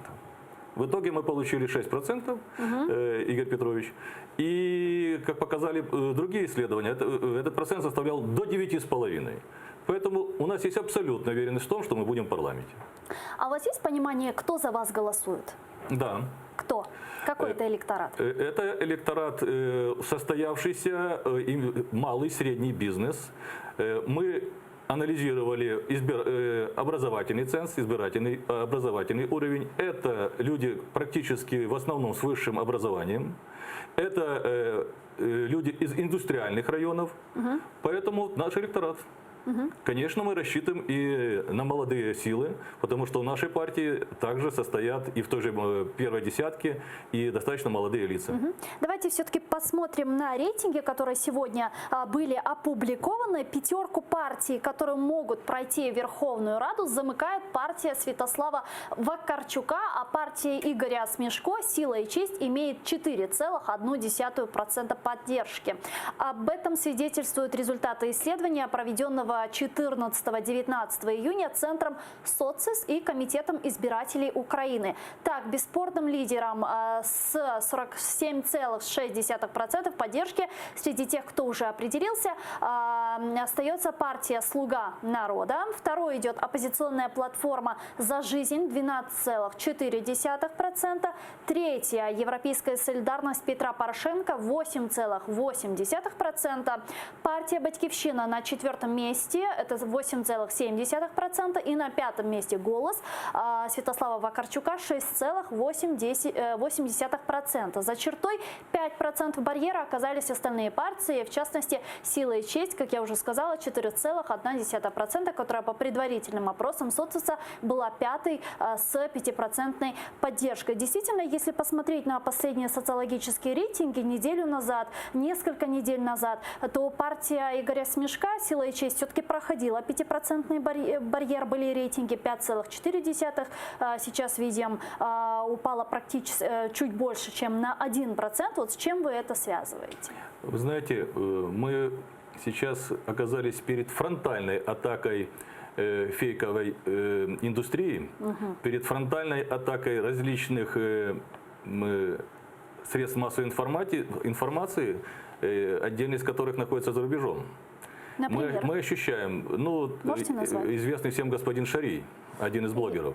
Да, он один из активных сейчас обличителей партии «Сила и честь». То есть вы считаете, что он дискредитирует Мы считаем, что он умышленно дискредитирует, и мы считаем, что он реализует определенную волю. Потому что партия, я не хочу давать оценку конкретную, но скажу, что мое ощущение такое, что он реализует волю тех людей, кто боится, что партия Игоря Петровича Смешко зайдет в парламент и будет активно противостоять усилиям страны-агрессора Российской Федерации.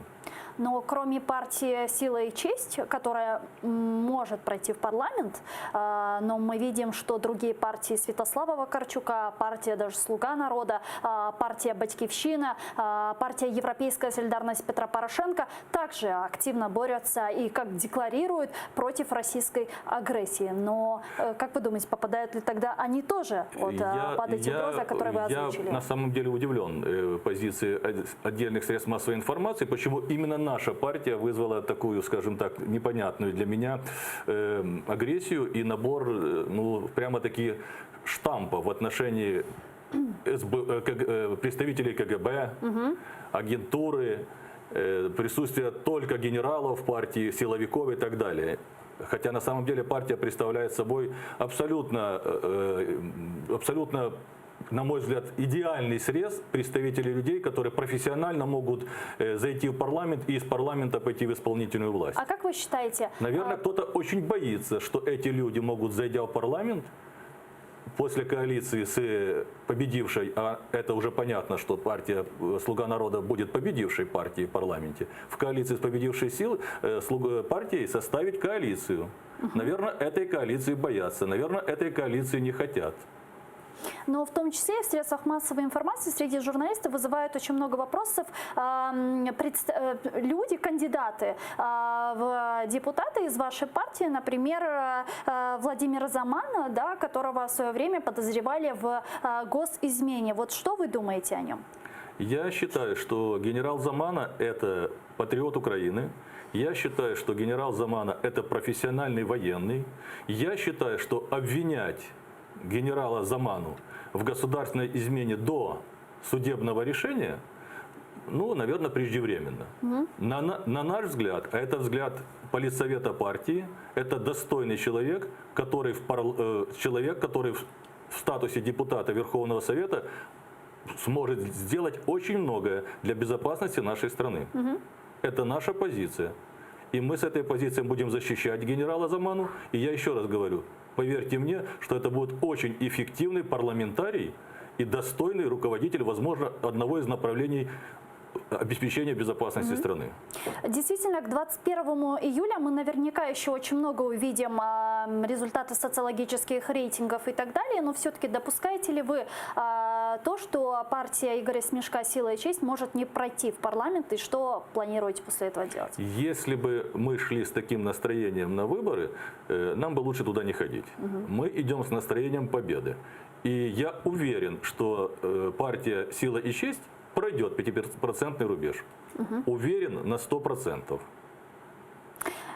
Вы сегодня пришли на крымско-татарский телеканал, и я, конечно же, хотела бы с вами еще поговорить о Крыме, но для начала, раз уж мы говорили о списках и о кандидатах в депутаты от вашей партии, там в ваших списках и в первой десятке, а именно в первой тройке, на третьем месте, то есть находится председатель Меджлиса крымско-татарского народа Рифат Чубаров. Вот что вы думаете об председателе Меджлиса Рифате Чубарове? Знакомы ли вы с ним лично? Я познакомился с Рифат Ага в 2014 году. Я знаю, как он болел, как он переживал и как он жил той бедой, которая пришла в Крым. Мы были знакомы еще до его депутатства. Я очень рад, что он смог стать депутатом парламента. Я очень рад, что он реализовал трибуну парламента Украины для донесения ситуации в Крыму до к украинским гражданам и не только, а также к парламентариям других европейских стран.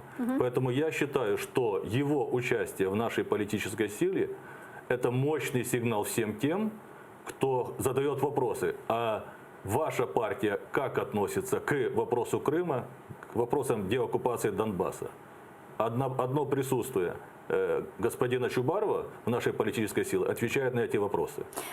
Позиция Рифата Хачубарова как председателя Меджлиса крымско-татарского народа, как президента Всемирного конгресса крымских татар и как лидера крымско-татарского народа в том числе, говорит сама за себя о его позиции Крыма, по Крыму. Но мне интересно была бы еще ваша личная позиция по Крыму. Вот что вы думаете и вообще в партии, как часто вы обговариваете тему Крыма, тему деоккупации Крыма и дальнейшей реинтеграции? Присутствие Рифата Ага Чубарова вот в политсовете, в совете партии, скажем так, в ядре тех людей, которые аккумулируют нашу волю и идеологию, говорит о том, что мы постоянно об этом говорим, и мы все находимся, благодаря ему в том числе, в материале. Да, позиция наша заключается в следующем. Первое.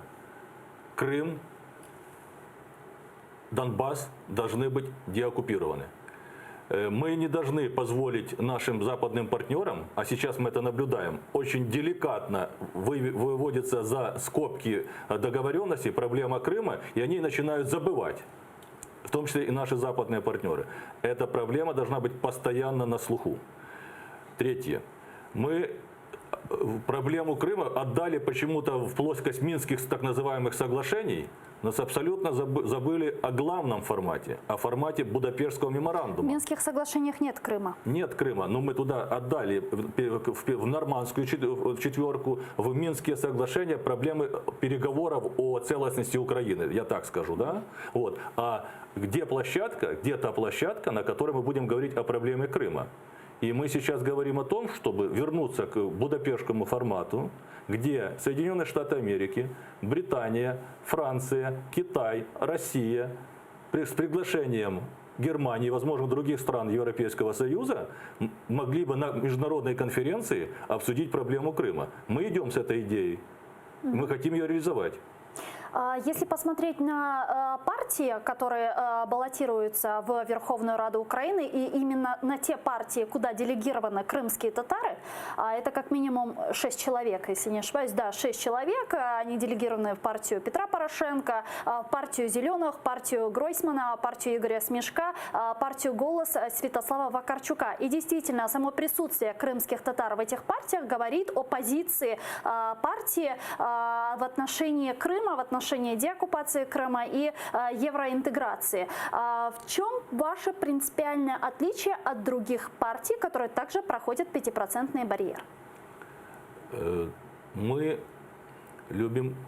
Ми палко кохаємо свою батьківщину, ми хочемо служити своєму народу, ми маємо європейський інтеграційний напрямок, у нас дуже гарно поставлений командний голос, і ми люди сили і честі.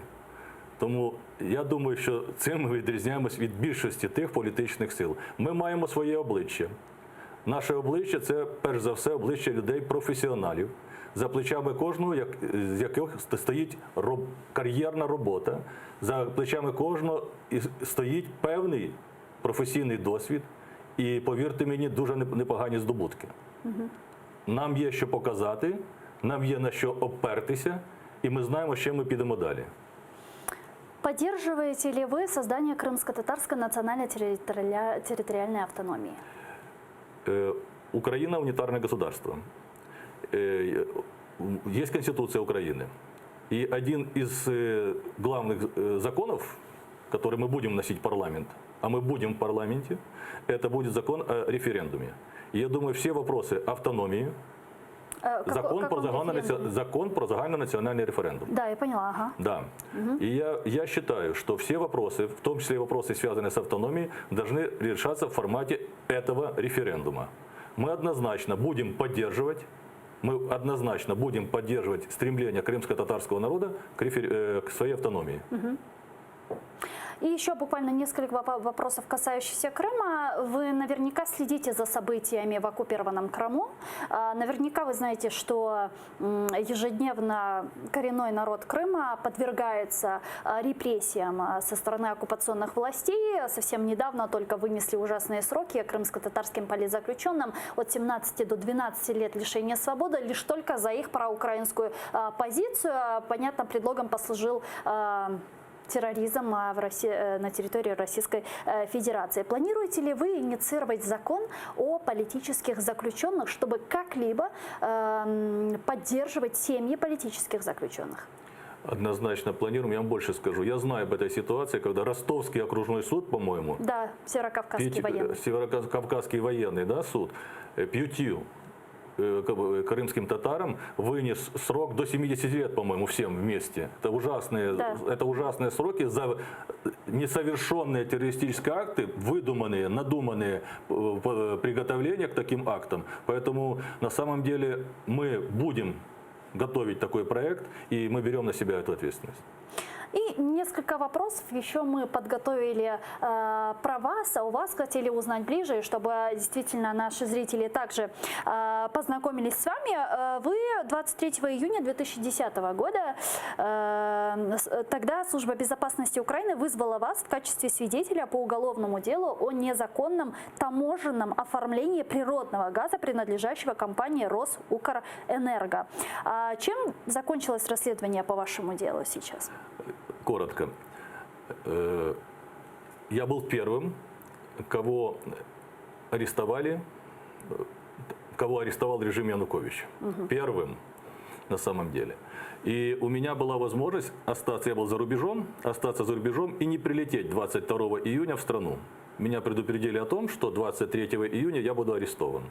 Я принял решение вернуться в страну, пойти в суд и отстаивать свою правоту. Честно говоря, я не думал, что дело дойдет до ареста, потому что считал, что все обвинения абсолютно надуманы. Но состоялось то, что состоялось. 23 числа состоялся арест. Мы пошли, и мои коллеги, к сожалению, мы пошли в СИЗО, в тюрьму. Потом состоялся суд. Никто из таможенников не признал свою вину, потому что все действия таможенников были абсолютно законными. В тюрьме вы сидели с Юрием Луценко? Юрий Витальевич чуть позже, но в одной камере, в разное время. Уже после, я поняла. То есть правильно ли я вас понимаю, что ваше задержание вы связываете с местью Януковича за участие в устранении Росукрэнерго? Это была не только месть, это была попытка получить показания на бывшего премьер-министра Тимошенко Юлию Владимировну. Эти показания не были получены, потому что их просто не могло быть по определению.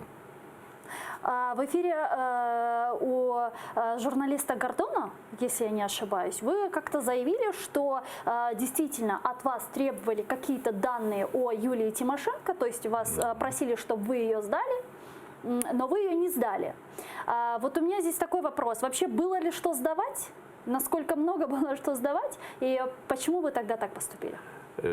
Не сдали, а в понимании нормальных людей оболгали.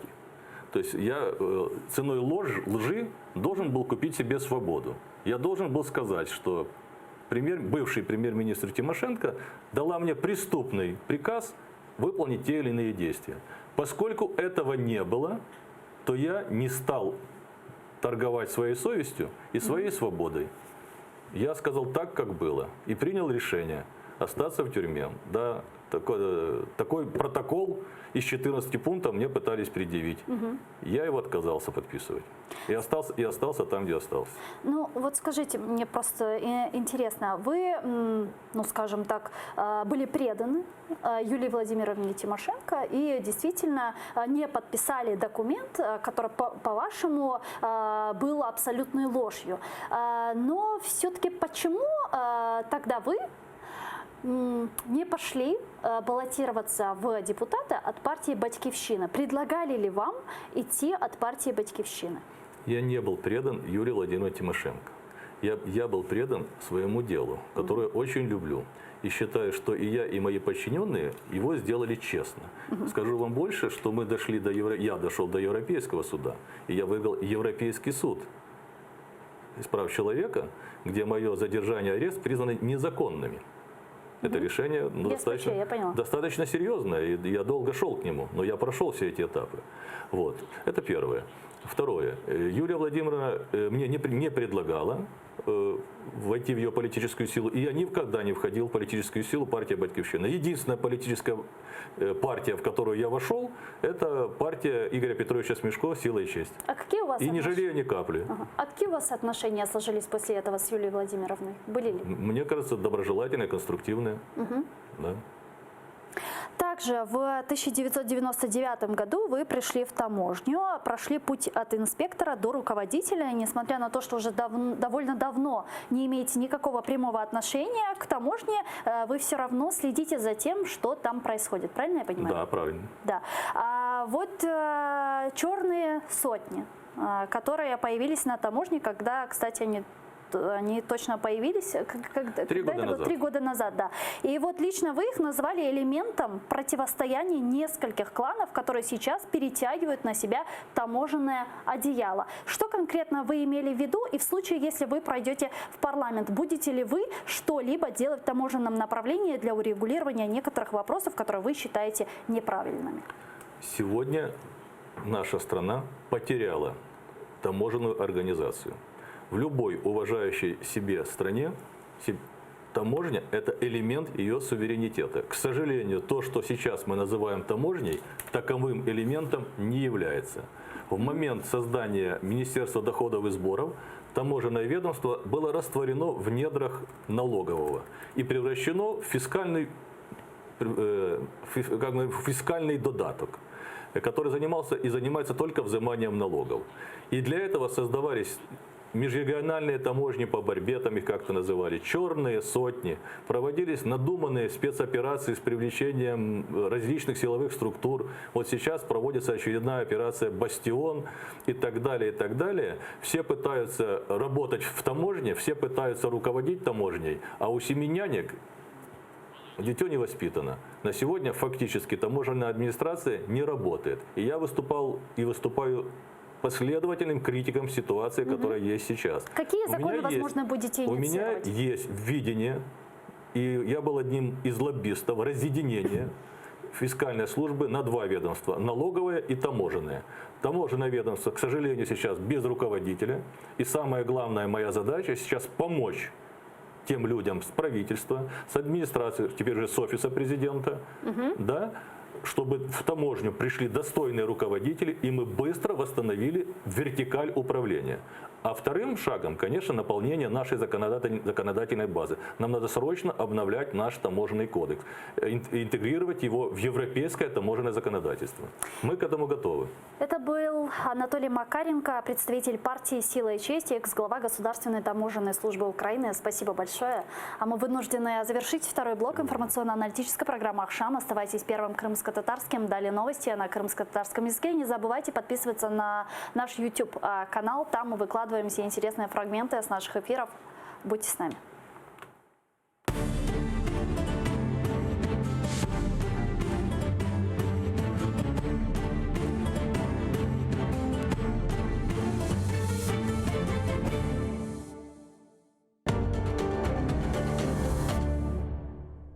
Сьогодні у Prime Ference Галина Янченко, кандидат у народні депутати від «Слуги народу». Говоримо про дострокові вибори Ради. Який зараз рейтинг у партії Зеленського? Чи не розгубиться він до виборів? Хто найближчі конкуренти? А з ким готові об'єднатися у коаліцію в майбутньому парламенті? З якою програмою «Слуга народу» йде в Раду? Про що там йдеться у питаннях окупованих Криму та Донбасу? А також поговоримо про боротьбу з корупцією і напрацювання партії у цьому напрямку. Дивіться у Prime Ference о 21-й на телеканалі АТР.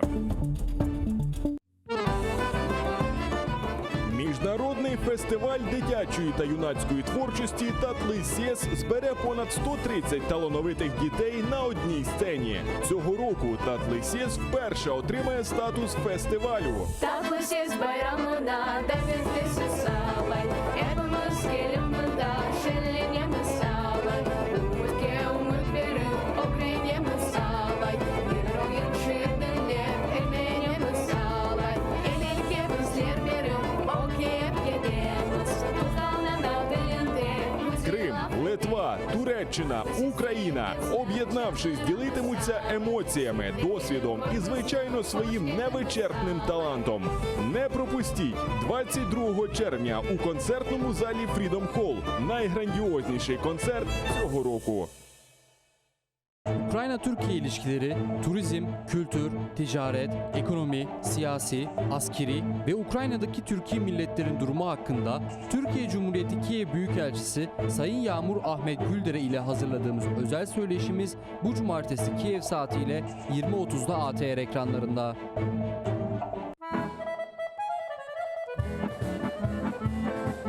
Унікальний музичний проект балканської музики у виконанні квартету «Шевке та Зморк». В програмі Аліє Хаджабадінової «Джанли Студіо». У неділю о 19:30 на телеканалі АТР «Музика, що надихає».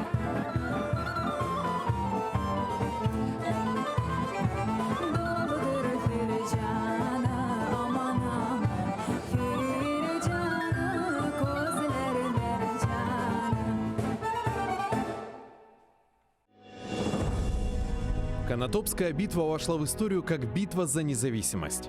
Благодаря численному перевесу союзников, крымских татар, казаки одержали одну из самых великих побед. Как проходила битва, какую тактику боя применили крымцы и почему судьба московитов была обречена? Одновременно на соединение с Выговским шел крымский хан Мухаммед Герай IV. Он вел с собой конницу общей численностью до 40 тысяч аскеров. Выступив на левобережье, он отправляет вперед свои летучие подразделения. Смотрите уже в эту субботу, 22 июня в 17:35 на телеканале АТР в программе «Алтын Девир». Конотопская битва. Кульминация событий. Часть 3. Бүгінгі yayınımız яш nesilge mensup olgan, hayatını parlak yaşagan, ama lakin bu dünyanı pek erte terk etken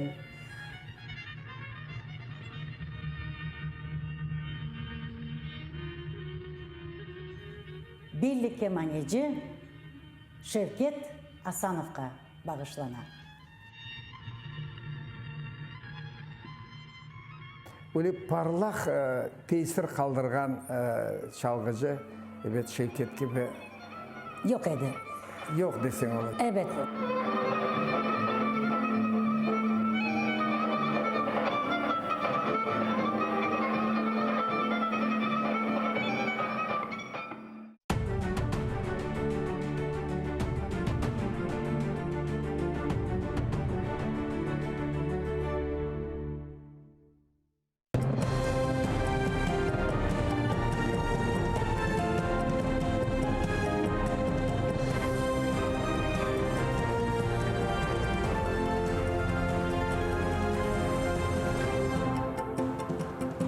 Акшамлар хайыр эфирде нәтиже программасы бүгін июньнің 21-сі студияда сізлерні мен Алина Бондаренко селемлайым. Меркези сайлав комиссиясы Юқары Рада тәркибіне намзетлерінің қайдетілмесіні тоқтатты. Тек сонки күн июньнің 20-сінде 1200-ге яқын ариза қабыл етілді. Майысының 22-сінден 2000-ге қадар намзет қайдетілген. Туневын парламентдағы тұлывына дайыр президент Зеленскийнің бұйрығы Анаясы махкемесінің тұрышывында қануни деп танылды. Махкемеджелер Народный фронт фырқасының чықмасындан евел коалиция бар олывының ақында Юқары Раданың избатлығыны қабул етмеген. Анаяса махкемесінде Зеленскийнің векели Федор Венеславский бөйле қарарыны алғышлады. При підготовці указу президента про дострокове припинення повноважень Верховної Ради України юридична правота всіх положень була вивірена максимально ретельно, і сумнівів щодо неконституційності указу в цілому чи окремих його положень у нас не було. І Конституційний суд своїм рішенням лише підтвердив обґрунтованість нашої юридичної позиції. Анаяса махкемесінің қарары нефбеттен тыш сайлавлар июльнің 21-де башлайжағыны таздықлай. Парламентте бөйле қарардан әркес мемнун дөгіл. Халық депутатларының айтқанына көре бөйле етіп Анаяса махкемесі яны акимиетнің көзуне кермеге істей. Давайте честно говорить, разве не общественные активисты, разве не политики разных политических сил запугали настолько судей, что они боятся принимать решения? Разве не к судьям приходили домой и пугали их? Разве не судей встречали под судами и угрожали? Якщо ми будуємо правову державу, то Конституційний суд в першу чергу має керуватися Конституцією і робити свої рішення законні, а не підлаштовувати їх під вимоги суспільства, яке хоче дострокових виборів.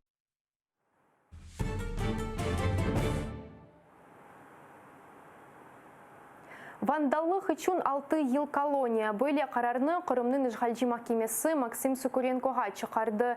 Киев сәкені бұл сене январ айында 2016 сенесі Ақмезжетте Ишғалжилернен қойылған абидінің үстіне боя төкті. Окумда апрелінің ортасында чықарылған, ама бұл ақта тек шымды белі олды. Илхақ етілген Қырымда олған башқа махкеме тұрышывлары ақында невбеттіке левхамызда.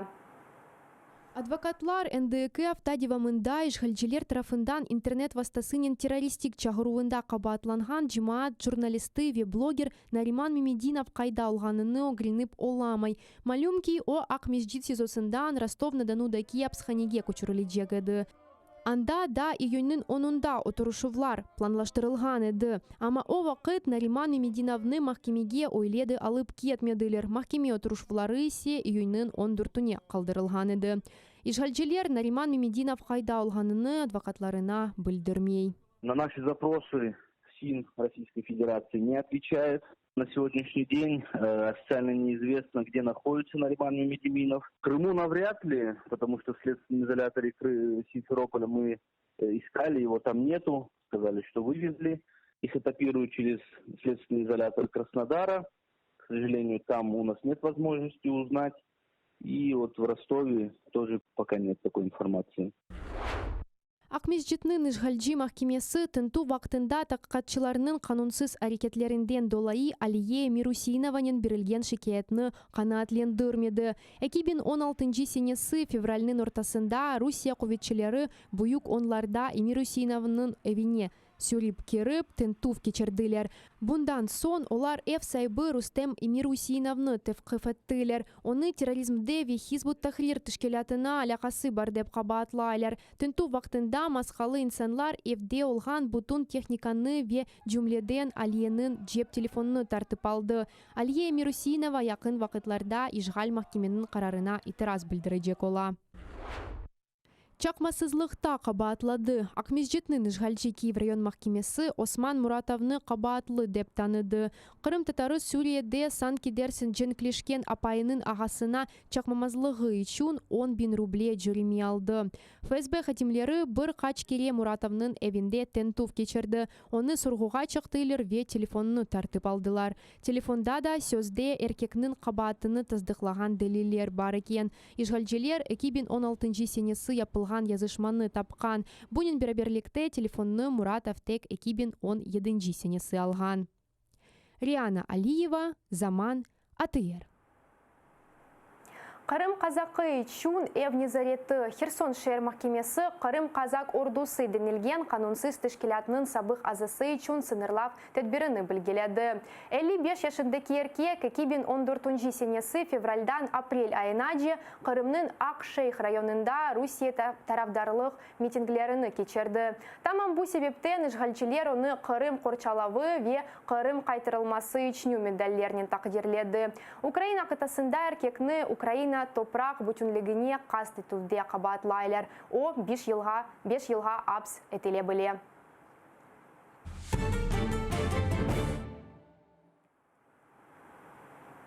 Женг мәбіслеріне азатлық. Сесей мәбіслер ве хаберсіз ғайып олғанларының сойсоплары президент мемориетіне плакатлар ве фото суретлерінен келген. Мәбіслерінің Украин бірлешмесі адлы жимат тішкілятының азалары июльнің 5-інде Володимир Зеленский еле көрішмеге істей. Бұл көрішу бақтында мәбіслерінің сойсоплары Украина президентіне есерлеріні азат етмеге кереклегі ақында қатырлатмаған етледілер. İnsanlar vaqtınca işgal etilgen topraklarda barıştırıcı misiya bulunmasına ve bu мәбүслеріні azat etmege yardım edeceğine umut eteler. За цих хлопців, який зараз у полоні і безвісті пропавші, ніхто не вспоминає. Взагалі забули за них, що вони такі навіть є.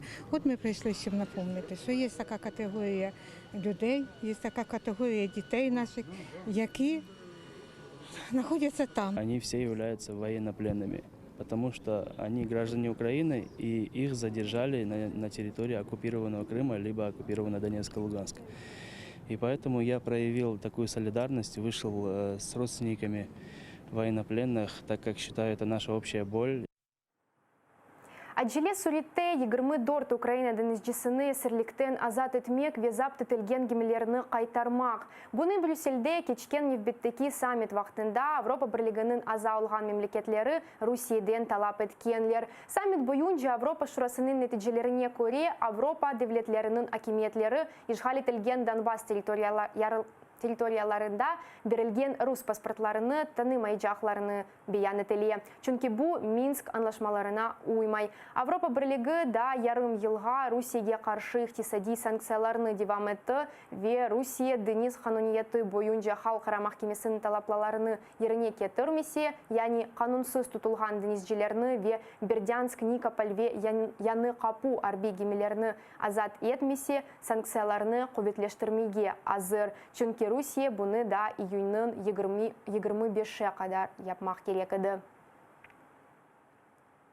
Європейська Рада продовжуватиме здійснювати моніторинг ситуації на сході України та готові розглянути подальші варіанти, включаючи невизнання російських паспортів, виданих в Росії, котрі протирічать Мінським угодам. Євросоюз готовий вжити нових заходів у тісній взаємодії з міжнародними партнерами. СБУ хадимлері террористик ДНРдeki silahlı insanlarga maddi yardımның yolları kapatты. Украина шарқындан көчіп келген Киевде жинари схеманы да 2016 сенесі яратқан. Олар Украина банкларының картларына қоланып, 3 ел içinde Донецктегі өз жинайдышыне 5 миллион гривна yolladı. Оқу қорчалайыжылар Киев квартираларından бірінде кечірілген тінту вақтында чоқ пара, банк картасы ве ДНРдан террористлерге пара кечіру тағыздықлаған квитанцияларыны тапқан. Яқаланғанлар терроризмны финансирлевде қабатланғанны білдірген. Көз яшлар дүния чечек ве қапалы бияз табуат. Одесса вилаятындaki Ивановқа қойынде 11 yaşındaki Дарья Лукьяненко еле сақлықлаштылар. Қыз да июньнің 13-інде ойын дәрслеріне кетіп, артық evine қайтмады. Сон есе оның олюсы 22 yaşında Микола Тарасова збірында тапылды. Қател өз қабатыны таныды ве жанаваржа өлдіруінің тәфсилатларыны анлатты. Онды яқаланған. Біріншіден боғып, сон шахдарманы кесті ве вүджудыны чіркев чуқырына атты. Қателге өмірлік абстайынледі. 11 yaşındaki Дальяның жаназисіне қойның баш мерkezine yüzlerce койдеш келді. İnsanlar Қател Тарасов evinin yanında тоқтатып, evine yakmağa istегенлеріні білдірген.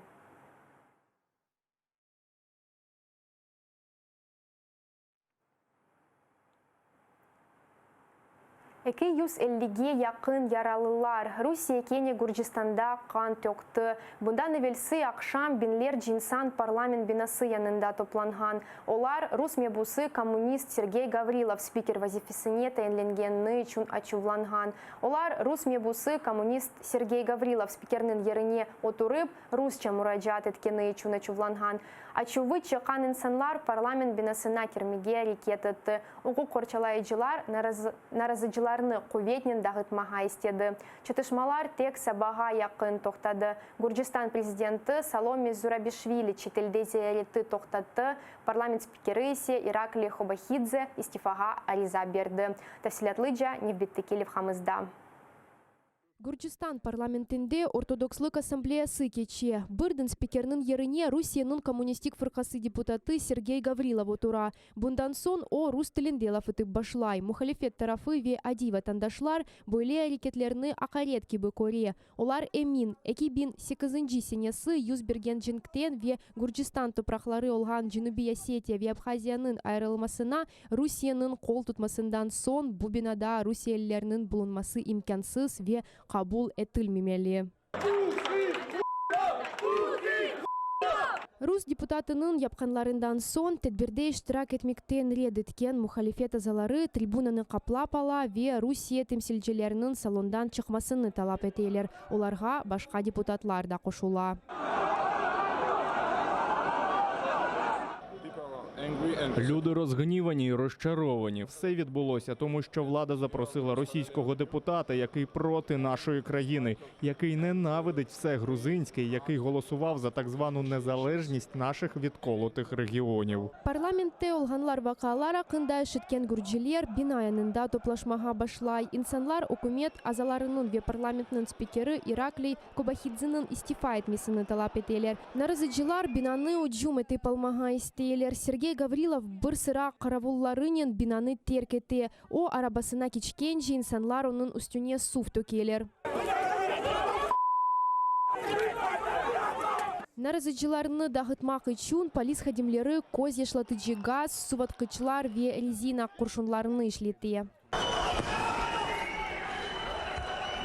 Уджум әрекетлеріні полиция сабаға яқын тоқтатты. 150-ге яқын инсан чатышмалар вақтында яраланды. Чоқусында кемик сынықлары ве резина куршуларындан яралар. Зарарланғанлар арасында журналистлер де бар. Гүржінистанның бірінші канал мұхбирінің юзуне куршун тиген. О көзіні жойды. Окук имейджилер арасында да яраланған бар. Гүржістанның баш назиры Мамука Бахтадзе Русия делегациясының Гүржістанға келмесini тақбих етті. Дуже важко бачити депутата країни-окупанта на головній трибуні найвищого законодавчого органу Грузії. Цей факт завдає шкоди нашій ідеї свободи, шкодить грузинському парламентаризму. Я повністю поділяю справедливий протест грузинського суспільства і звертаюся до організаторів негайно пояснити суспільству причини того, що сталося, і жорстко відреагувати. Русия Гүржистандаки наразылықны русофобия деп адландырды. Русия делегациясы әджелеш келде ватанына қайты. Тефлисте Абхазия сепаратистлерінің тарафында арби әрекетлерде иштирак етуде қабатланған Сергей Гаврилов Русияге келгенінен Украин депутаты Виктор Еленскийны мухалифетны қызыштырғанында қабатлады. Еленский наразылық башланған сон гүрчілерге дестегені білдірді. Айны заманда Русия депутаты Русиялерге алышқан олған тәрзда вақалар И мы видели эту растерянность властей и скользкую позицию, когда власть, с одной стороны, приглашает гостей международную форуму, а потом начинает отыгрывать обратно. И когда мы пришли, нас именно грузинская сторона предложила это место. Мне глубоко все равно, я готов с табуреткой вести заседание. Махалифет бугун Кенеде наразылыкларга чыкмага ниетинде. Акциялардан сон Гүржистан парламентнын спикери Ираклий Кобахидзе истифага берди. Вероника Иващенко, Заман, АТР.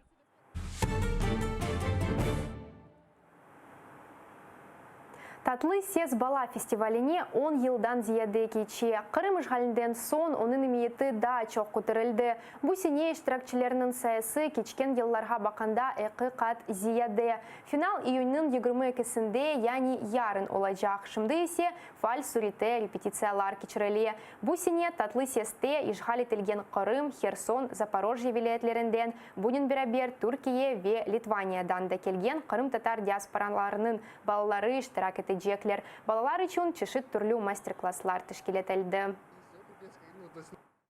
Сегодня очень ответственный день. Главная репетиция к завтрашнему концерту. Готовились мы долго. Мы шили костюм, выбирали фонограмму, выбирали песню. Да, уже завтра концерт. И сегодня у нас генеральная репетиция. Все прогоняют полностью номера, чтобы убедиться.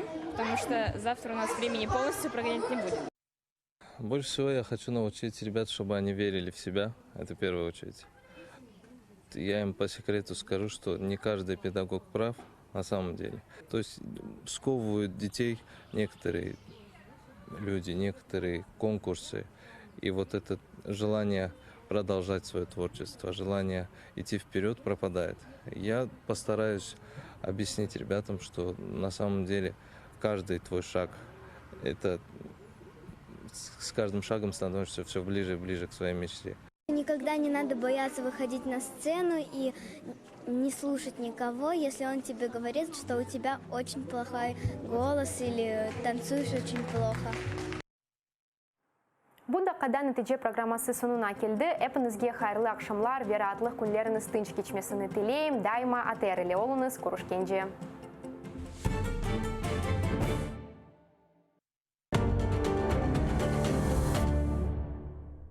Сьогодні у Prime Ференц Галина Янченко, кандидат у народні депутати від «Слуги народу». Говоримо про дострокові вибори Ради. Який зараз рейтинг у партії Зеленського? Чи не розгубиться він до виборів? Хто найближчі конкуренти? А з ким готові об'єднатися у коаліцію в майбутньому парламенті? З якою програмою «Слуга народу» йде в Раду? Про що там йдеться у питаннях окупованих Криму та Донбасу? А також поговоримо про боротьбу з корупцією і напрацювання партії у цьому напрямку. Дивіться у Prime Ференц о 21-й на телеканалі АТР.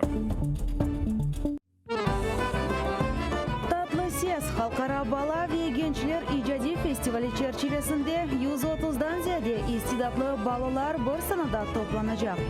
Bu yıl Tatlısiyas ilk sefer festival olarak ötkürülecek. Tatlısiyas bayramına da bizde süsavay. Hepimiz gelip burada şenlenemiz sağlay. Umutke umut verin, okrenemiz sağlay. Yürüyün şiirdenler, emeğimiz sağlay. Elelke bizler verin, okuyup gidemiz. Tuzağının adilinde güzel affedemiz. Kırım, Litvanya, Türkiye ve Ukrayna'dan iştirakçılar öz duygu, tecrübe ve büyük istidatını paylaşacaklar.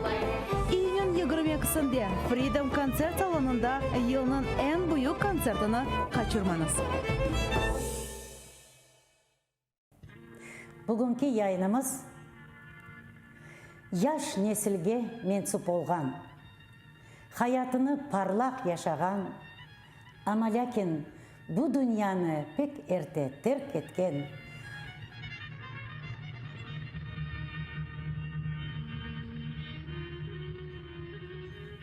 Birlik kemaneci Şevket Asanov'a bağışlanan.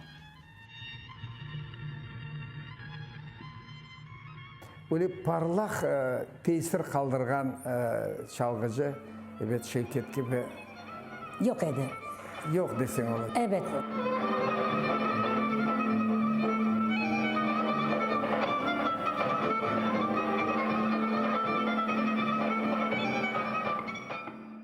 Şu Yalıta'dan taş yükledim gemimi Babam da evet bilendi açıkta çünkü Sudaklılar asıl bile nasıl diyeyim cesur bir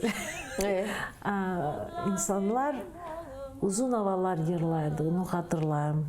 Babam evet pek istedi ben kemane müzika mektebine orta okula girsem ama ne oldu kısmet dügüleken ondan sonra belli oldu benim yolum çünkü ben yırlamaya heves ettim. Hepimiz yırlaydık ya. Aman alayım seni.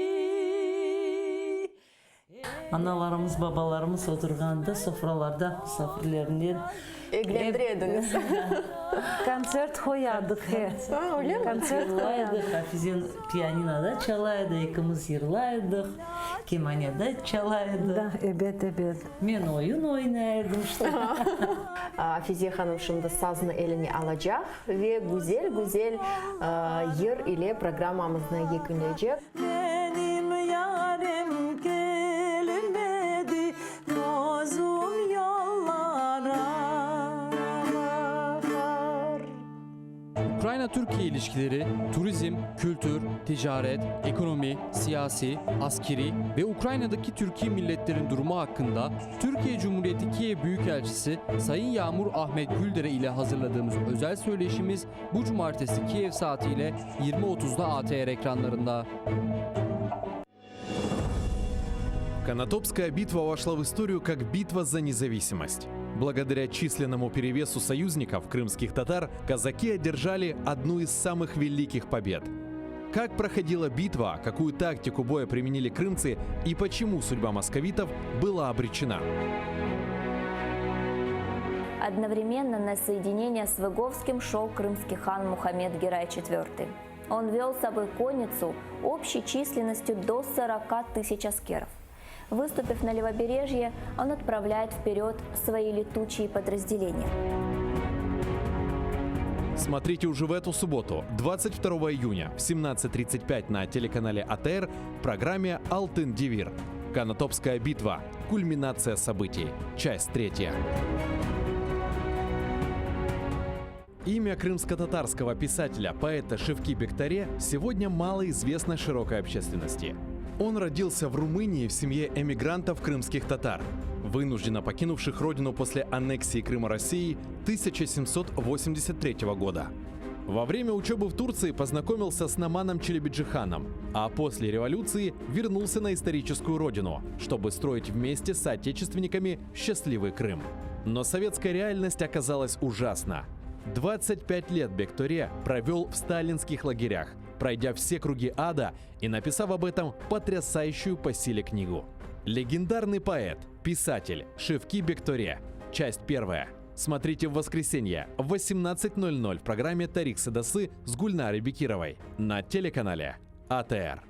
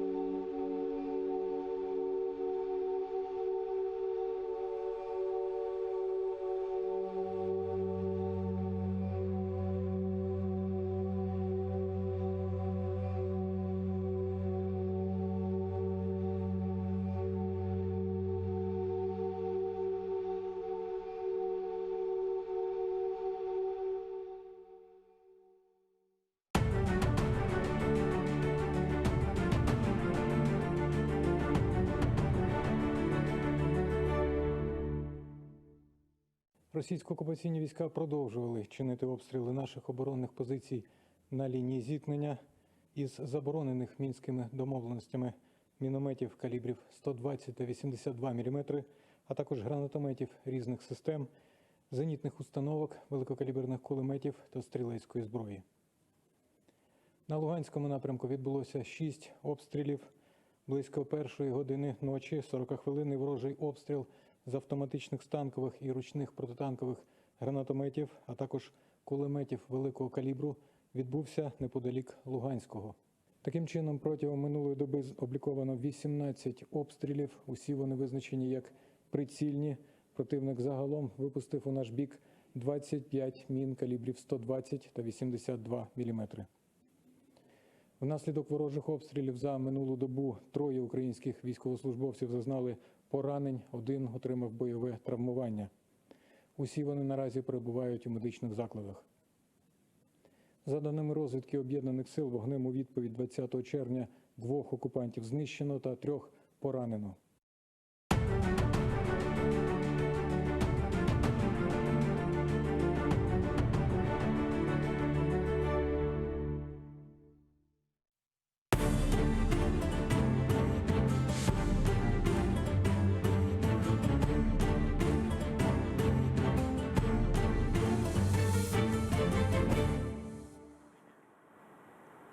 Ассаляму алейкум, хайрлы акшамлар. Добрый вечер. В эфире телеканала АТР. Вы смотрите информационно-аналитическую программу «Акшам».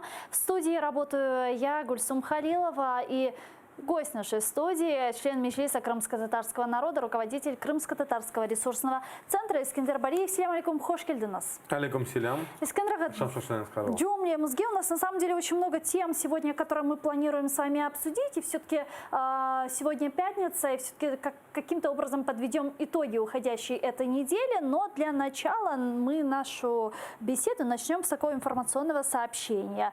Председателем парламента Грузии Ираклий Кабахидзе сегодня, 21 июня, подал в отставку из-за протестов в Тбилиси. Об этом сообщает РБК Украины со ссылкой на Рустави-2. Как сообщил представитель партии «Грузинская мечта» мэр Тбилиси Каха Галадзе, спикер грузинского парламента Кабахидзе объявил о своей отставке на фоне волны протестов в столице страны. Около 2,5 сотен раненых. Также в Грузии пролилась кровь, и вновь по вине России, как сообщают журналисты. Там накануне тысячи людей собрались у здания парламента. Их возмутило, что во время заседания Межпарламентской ассамблеи православия в кресло спикера уселся российский депутат-коммунист Сергей Гаврилов. Люди вышли на акцию протеста, их жестоко разгоняли силовики. Давайте посмотрим об этом небольшой сюжет и свяжемся с журналистом, с политологом Гелой Васадзе в нашем прямом эфире из Тбилиси. У стінах грузинського парламенту відбувалась міжпарламентська асамблея православ'я. Аж раптом крісло спікера займає її очільник – російський депутат від комуністичної партії Сергій Гаврилов. Та ще й говорить російською. Це обурило представників парламенту від опозиції та простих грузинів. Адже вони переконані, присутність росіян в цих стінах та в країні загалом після війни 2008-го та підтримки відколу грузинських територій Південної Осетії та Абхазії просто неприпустимі. Після такого зухвалого вчинку російського парламентаря представники опозиції, які до цього відмовились брати участь в заході, перегородили трибуну та вимагали, аби представники Росії пішли геть. До них долучилися й деякі представники правлячої партії. Люди розгнівані і розчаровані. Все відбулося, тому що влада запросила російського депутата, який проти нашої країни, який ненавидить все грузинське, який голосував за так звану незалежність наших відколотих регіонів. Дізнавшись про події в парламенті, під його стіни почали сходитись тисячі обурених грузинів. Люди вимагали відставки членів уряду, а ще спікера парламенту Іраклія Кобахідзе. І намагалися штурмом взяти парламент. Тим часом сам Сергій Гаврилов під супроводом чисельної охорони залишив будівлю. Поки його проводили через натовп, люди обливали його водою. Аби розігнати демонстрантів від будівлі парламенту, грузинська поліція застосувала сльозогінний газ, водомети та гумові кулі. Спроби штурму поліція зупинила на ранок. На вулицях тривали лише локальні бої. Жертвами досить жорсткого розгону стали близько 250 людей. У багатьох переломи та травми від гумових куль. Серед постраждалих і журналісти. Репортерці грузинського першого каналу. Гумова куля потрапила в обличчя. Вона втратила око. Серед постраждалих є й правоохоронці. Засудив появу російської делегації у Грузії і прем'єр-міністр країни Мамука Бахтадзе. Щоправда, заявив, щирий протест населення використали на свою користь опозиційні сили.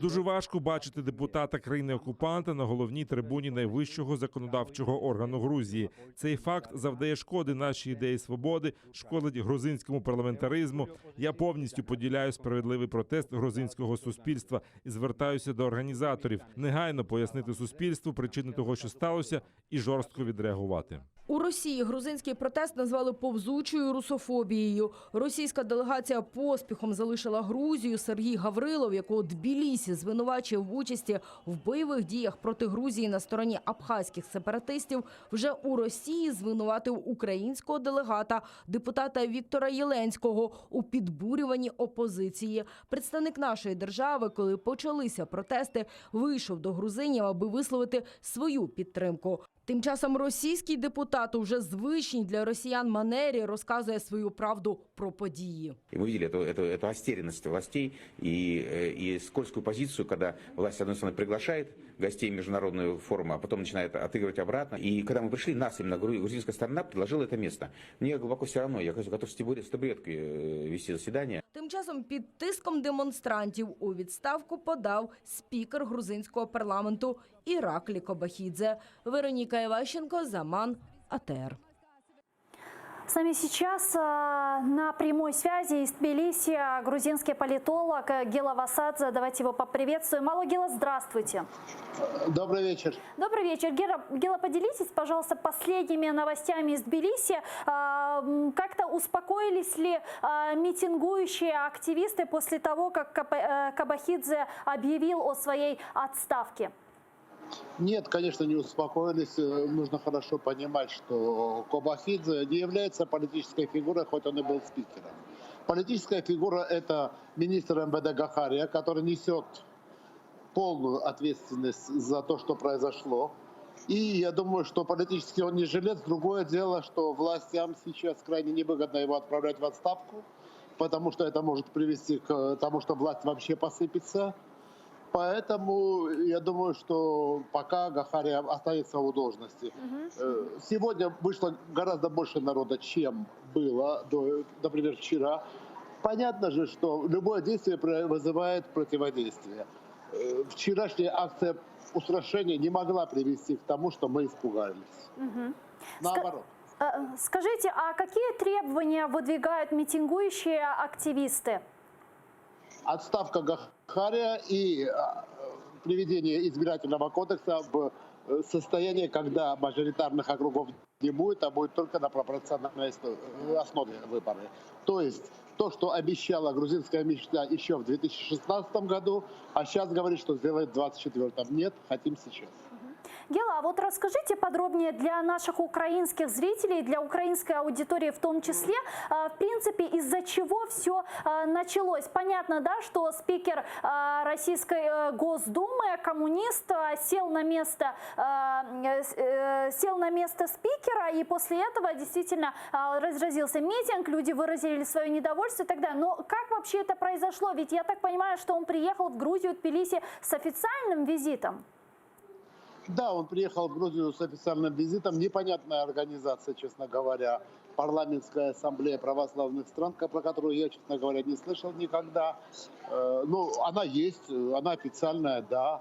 Более того, даже представители Украины были в этой организации, в этой ассамблее. И, в принципе, я бы хотел особо подчеркнуть достойные действия вашего посла Игоря Долгова, который еще позавчера во время выступления Гаврилова вышел, покинул зал и сказал, что когда выступает представитель этой страны, я не буду находиться в зале. Также достойно себя повел и депутат с Украины, вот вы про него говорили в вашем сюжете. Но произошло что? Произошло то, что человек, который не признает территориальной целостности Грузии и суверенитета Грузии, оказался в кресле спикера грузинского парламента. Тут уже фактически большинство населения Грузии почувствовало себя оскорбленными. Гела, у нас в студии представитель Меджлиса крымско-татарского народа. У него есть к вам вопрос. Гела, добрый вечер. Меня зовут Искандер Валиев. У меня к вам вопрос как к политологу, потому что за каждыми действиями есть определенные последствия, есть определенные интересы. Вот мы, с одной стороны, видим, да, официальная делегация Российской Федерации, парламентская делегация принимает участие в таком образовании, как Парламентская ассамблея православия, субъектом которого является Грузия и грузинский парламент. И, соответственно, это официальное мероприятие. С другой стороны, мы видим четкую позицию грузинского народа, который действительно оскорбился, когда увидел в кресле спикера непосредственно тех депутатов, которые выступали с антигрузинскими настроениями. Но не является ли это определенной провокацией, в том числе со стороны Российской Федерации, для того, чтобы всему миру показать, что Грузия не толерантна и Грузия сама провоцирует ситуацию, и в преддверии, причем Парламентская ассамблея Совета Европы, где сегодня, говорят, стоит речь о том, о рассмотрении резолюции, о возвращении российской делегации в Парламентскую ассамблею Совета Европы. И нас, конечно же, это очень волнует, потому что для нас важно, с одной стороны, стабильная Грузия, чтобы не была дестабилизирована ситуация в Грузии, с другой стороны, нам важно, чтобы имидж Российской Федерации оставался как страны-агрессора. Ну, в принципе, знаете, что я могу сказать? В результате этих событий имидж Российской Федерации как страны-агрессора, которая оккупировала 2 региона Грузии, а он еще раз подтвердился. Кстати, тот депутат, который был одним из организаторов вот этого всего торжества, он как раз-таки в свое оправдание говорил: вот смотрите, сейчас весь мир видит, что Россия агрессор, Россия оккупант нашей территории и так далее. Но это его не спасло. Теперь, что касается вообще приглашения. Конечно, это было ошибкой ли, или провокацией и наших властей тоже, и это нужно хорошо понимать, определенных сил внутри нашей власти. Но я думаю, что ответ, который они получили, он говорит сам за себя. вот эти все, извините, вот эти все разговоры по поводу того, что вот в Грузию приезжают российские туристы, там еще что-то, да. Ну вот еще раз, это было показано, что да, у нас максимально нормальное, хорошее отношение к гражданам Российской Федерации, но при этом очень плохое отношение к агрессии и к государственным институтам. Гела, и последний вопрос. Чем, как вы думаете, закончатся массовые протесты в Грузии? И вы наверняка общаетесь с участниками акции, с участниками митинга. Что они говорят, до каких пор они будут продолжать проводить митинги и выходить на акции протеста? Ну, участники, конечно, готовы стоять до конца и так далее, но вы понимаете, в чем дело? Они уже политический результат этого всего есть. Чем закончится, мы не знаем, потому что, ну, я скажу, что позавчера утром была совсем другая политическая повестка дня в Грузии, и мы видим, что изменилось за несколько часов. Поэтому роль Нострадамуса на себя применять я не буду. Спасибо большое. Это был Гела Васадзе, грузинский журналист, политолог, с нами на прямой связи прямо из Тбилиси. И раз уж мы заговорили, да, о парламентской ассамблее Совета Европы, уже на следующей неделе, 24 июня, 27 будет июня проходить летняя сессия. Летняя сессия, и 24 Европы. июня будет голосование по возможному возвращению российской делегации в ПАСЕ. Как вы думаете, какие результаты сегодня нам уже стоит ожидать от этого голосования? Дело в том, что из себя представляет парламентская ассамблея Совета Европы. Это те страны, которые входят в Совет Европы, и, соответственно, есть делегируемые представители, вернее, депутаты от того или иного национального парламента. И, соответственно, конечно же, за все это время, мы же знаем из истории, Россия была лишена членства или приостановлено их участие в парламентской ассамблее Совета Европы в связи с агрессией непосредственно в отношении Украины. И этот вопрос, я вам скажу, поднимался о восстановлении России или снова, чтобы Россия участвовала и в 2015 году, и в 2016, и в 2017 году.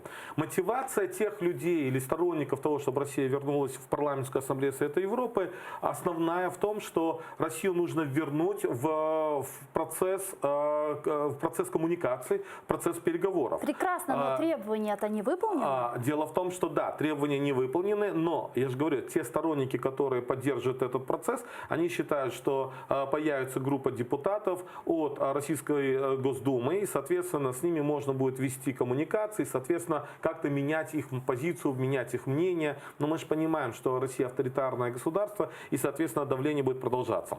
Есть еще один фактор,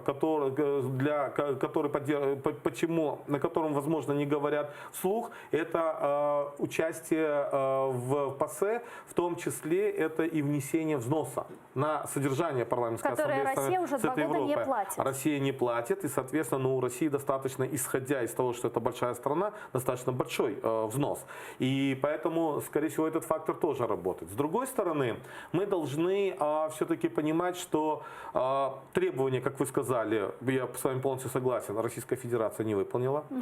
Еще третий фактор, о котором пытаются говорить, это то, чтобы Российская Федерация исполняла ЕСПЧ, потому что это все институты Совета Европы, это Европейский суд по правам человека. С другой стороны, мы видим неисполнение России многих решений международных организаций. В данном случае не только парламентская ассамблея Совета Европы, мы уже видим, когда Россия не исполняет не только, скажем, документы или решения, носящие рекомендательный характер, Россия не исполняет и решения, которые в обязательном порядке должны исполняться. К примеру, решения международных судов. И вот, к примеру, мы сейчас увидим, как себя поведет после 25 июня Российская Федерация по морякам. Хотя, честно говоря, вот мое субъективное мнение, я думаю, что Россия исполнит это решение, но она будет позиционировать не как решение трибунала, а больше будет позиционировать для того, чтобы показать политические очки Медведчука. И таким образом они покажут, что огромная роль принадлежит Медведчуку в освобождении моряков в преддверии предстоящих неочередных выборов в парламент Украины.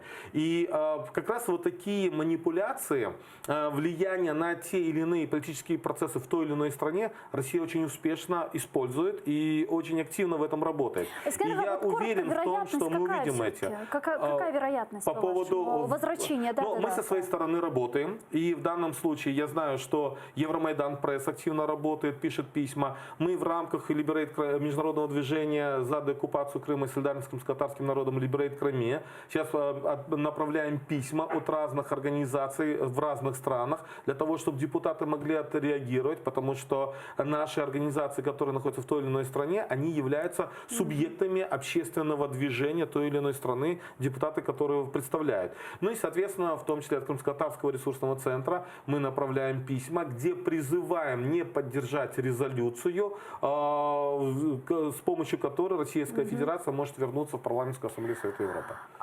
Действительно, очень много экспертов и журналистов. И сегодня у нас в студии по скайпу из Парижа включался политолог Андрей Шкили. Он говорил, что если говорить в процентном соотношении, то примерно 80% того, что все-таки российскую делегацию вернут в ПАСЕ. Мне вот, знаете, здесь припомнилось следующее. Слова немецкого государственного и политического деятеля Отто фон Бисмарка, который говорил, что договор с Россией не стоит той бумаги, на которой он написан. Вот как вы думаете, когда все-таки европейские парламентарии и те, кто лоббирует интересы Российской Федерации, те, кто все-таки считают, что Российскую Федерацию нужно возвращать в правовое поле и пытаться с ней каким-то образом договориться, вот когда они начнут прислушиваться к Бисмарку? Вот здесь тяжело говорить однозначно, но я вам скажу следующее. Вот вы сказали 80%, откуда они берутся? Ведь это те же парламентарии, парламентарии национальных парламентов, да? Соответственно, мы же за последнее время видим, когда в некоторых национальных парламентах появляется большее количество, вот после выборов 2017-2018 года, и сейчас продолжаются выборы в 2019-2020 году в некоторых европейских странах.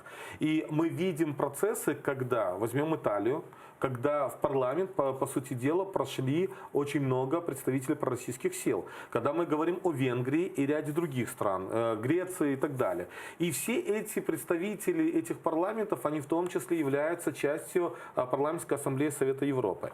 С другой стороны, это не значит, что мы должны опускать руки. Мы со своей стороны должны делать обращения. Мы должны работать индивидуально, в том числе и с каждым депутатом, который является частью парламентской ассамблеи Совета Европы. И голосует за это. Наша задача предупредить, наша задача призвать, наша задача остановить. Понятно, что за вот эти 5 лет, я думаю, не только потому, что в какой-то мере увеличилось количество пророссийских депутатов, а это связано с тем, что Европа не знает, что делать дальше с Россией. И Европа пытается создать площадку для дальнейшей коммуникации и переговоров. И поэтому, опять же, как я уже говорил, да, сторонники, допустим, возвращения Российской Федерации в первую очередь видят, что на уровне парламентской ассамблеи Совета Европы они смогут как-то повлиять на Россию, изменить свою политику. Хотя в это я, конечно, не очень верю, и поэтому мы являемся сторонниками недопущения Российской Федерации в парламентскую ассамблею. Президент США Дональд Трамп планирует встретиться с президентом Российской Федерации Владимиром Путиным, и он уже подтвердил эту информацию. Он сказал в интервью Fox News следующее. «Я действительно встречаюсь с ними обоими на следующей неделе», имеется в виду с Владимиром Путиным и с лидером КНР, в Японии на G20. «Я хочу поладить с Китаем, и я думаю, это случится», добавил президент Соединенных Штатов Америки Дональд Трамп. Саммит G20 пройдет в Осаке 28-29 июня уже на следующей неделе. Вопрос следующий. Не собирается ли Трамп включать Украину в пакет своих возможных договоренностей с Путиным? Я не могу однозначно сказать, что будет ли Трамп включать в пакет переговорный тему Украины, но я могу предположить, что, скорее всего, Украина будет присутствовать. С чем это связано? Ну, во-первых, мы видим... Вопросы Украины. Да, вопросы Украины. Мы видим треугольник. С одной стороны, сегодня явно проходит экономическая война между Китаем и Соединенными Штатами Америки. И эта война на самом деле находится на очень таком вот серьезном уровне. И поэтому здесь идут процессы очень серьезные серьезные. Россия со своей стороны тоже является глобальным игроком, но она больше, ну, как хулиган, который там закидывает камнями своими угрозами и так далее. Но при всем том не считаться с позиции России нельзя. Поэтому здесь, когда мы говорим о переговорных процессах, вот у нас особенно в Украине очень модно говорить, да, там нормандский формат, там, будапештский формат и так далее. Суть каждого формата заключается в том, чтобы все субъекты того или иного формата принимали участие.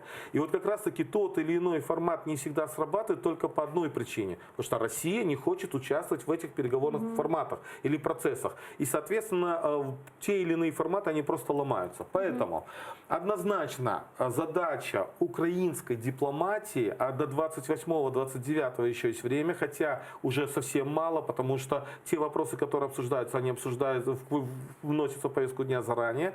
И поэтому украинская дипломатия должна сделать все, чтобы украинский вопрос в этом переговорном процессе был, конечно, обязательно присутствовал. Ну, смотрите, у вас не вызывает настороженность тот факт, что Дональд Трамп встречается с Путиным до того, как новоизбранный украинский президент встретился бы с американским коллегой? Имеется в виду, не будет ли потом Вашингтон навязывать Украине какие-то договоренности? Смотрите, в свое время курс и позиция Украины была выстроена бывшим президентом, да, Петром Алексеевичем Порошенко. Да. Соответственно, этот курс на самом деле пока еще не успел поменять и, возможно, не собирается курс внешней политики менять новый президент. Это Владимир Александрович Зеленский.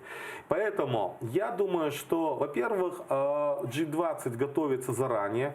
Во-вторых, эти процессы на высшем уровне тоже готовятся заранее. Выборы президента в Украине прошли совсем недавно, только 30 дней, как новый президент находится на этой должности. И поэтому США будет в первую очередь оставаться на той позиции, которая была выстроена, на том курсе, который была выстроена предыдущей администрацией и предыдущего президента.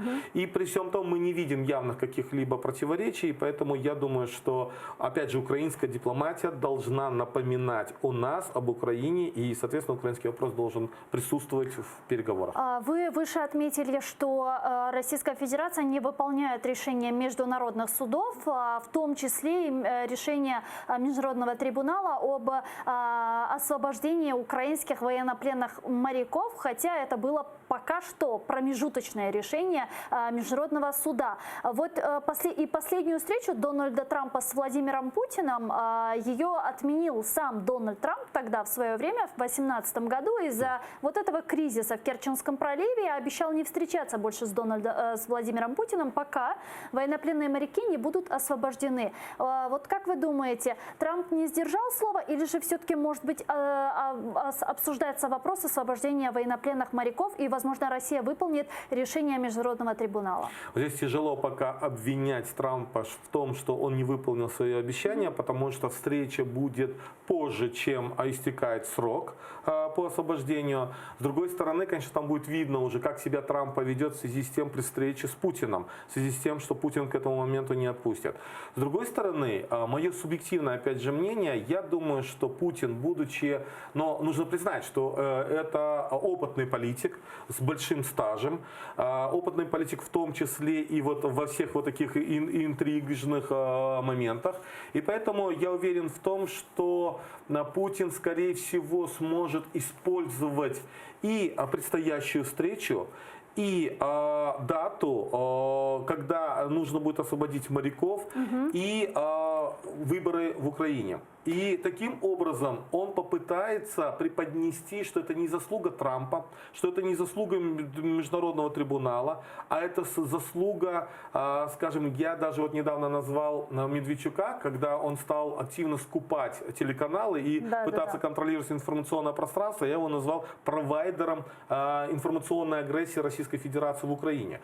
И как раз таки сегодня активно пытаются взять реванш И роль Медведчука может быть поднята на достаточно высокий уровень для того, чтобы перед выборами поднять процентную поддержку украинского электората в адрес оппозиционного блока «За життя». Поэтому здесь, я думаю, будет сыграно, и военнопленные, скорее всего, я надеюсь, Сегодня будут появилось освобождены. очень интересное заявление Пескова, где он сказал, что Россия готова идти на освобождение военнопленных моряков. Мы об этом поговорим. С нами сейчас на прямой связи капитан первого ранга ВМС США Гарри Юритабов. Алло, здравствуйте, Гарри. Здравствуйте, слышите ли вы нас? Салам Я вас хорошо слышу. Да, алейкум селям. Да, у нас есть две темы, которые мы хотим с вами обсудить, и 4 минуты на обсуждение этих тем. Первое. Президент Дональд Трамп планирует встретиться в рамках G20 с президентом Российской Федерации с Владимиром Путиным. Вот как вы думаете, какие вопросы будут обсуждаться и будет ли обсуждаться Украина? Ну, я не предсказатель, вы знаете об этом. Я не знаю, что будет обсуждать Трамп. И что это называется встреча, встретятся они в коридоре или они будут сидеть в отдельном кабинете и обсуждать что-то. Но если это будет происходить, я думаю и надеюсь, что Украина будет одним из вопросов. Хотя сегодня уже и Иран у нас, и Ближний Восток, который играет очень большую роль для американской политики. Действительно, вот вы затронули тему Ирана. Это то, о чем я хотела с вами еще поговорить. Сегодня, как стало известно из последних заявлений из Соединенных Штатов Америки, что Дональд Трамп, как оказалось, за 10 минут до ракетного удара по Ирану отменил это решение. Вот что вы думаете по этому поводу? Вот как вы думаете, насколько серьезно может быть накаление отношений между Ираном и Соединенными Штатами Америки, учитывая, что совсем недавно Иран сбил американский беспилотник, а сегодня уже Дональд Трамп за 10 минут до ракетного удара по Ирану отменил это решение?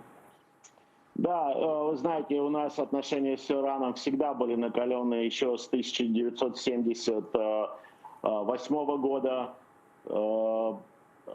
И поэтому они всегда накаленные. Просто Иран сегодня ведет себя уже, видимо, загнан в угол, такой, что нападает на корабли гражданские, пытается шантажировать нефтью и сбил наш беспилотник. Но проблема, я думаю, была создана нашей предыдущей администрацией, когда мы дали Ирану 250 миллиардов долларов.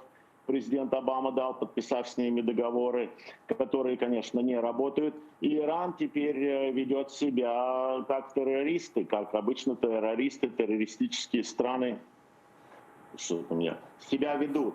Поэтому я думаю, что произойдет, что Трамп дает такой месседж, сообщение гражданскому населению в Иране, а иранскому народу. Я не хочу предсказывать опять, но я думаю, что он дает месседж, что мы поддержим иранский народ в освобождении их от исламистского правления страной. Спасибо большое, что связались с нами. Это был капитан первого ранга ВМС США Гарри Юритабов с нами на прямой связи по скайпу. А мы, к сожалению, вынуждены завершить эфир. Программа «Ахшам». Гостем студии был член Меджлиса крымско-татарского народа, руководитель Крымско-татарского ресурсного центра Искендер Бариев. Чухсагол нас. Мы завершаем информационно-аналитический блок на телеканале АТР. Далее смотрите Prime Ference. Не забывайте подписаться на наш YouTube-канал. Там мы выкладываем самые интересные новости и фрагменты из наших эфиров. Коршкенджи.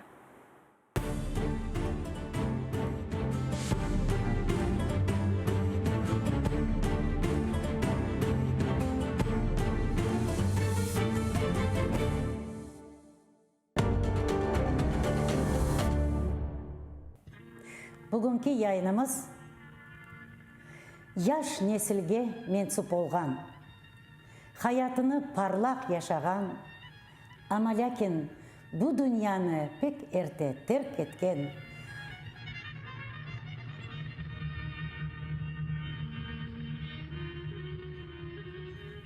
Билли кеманежи Шевкет Асановқа бағышлана. Өлі парлақ тесір қалдырған шалғыжы evet Şevket gibi Yok edi. Yok desen olur. Evet.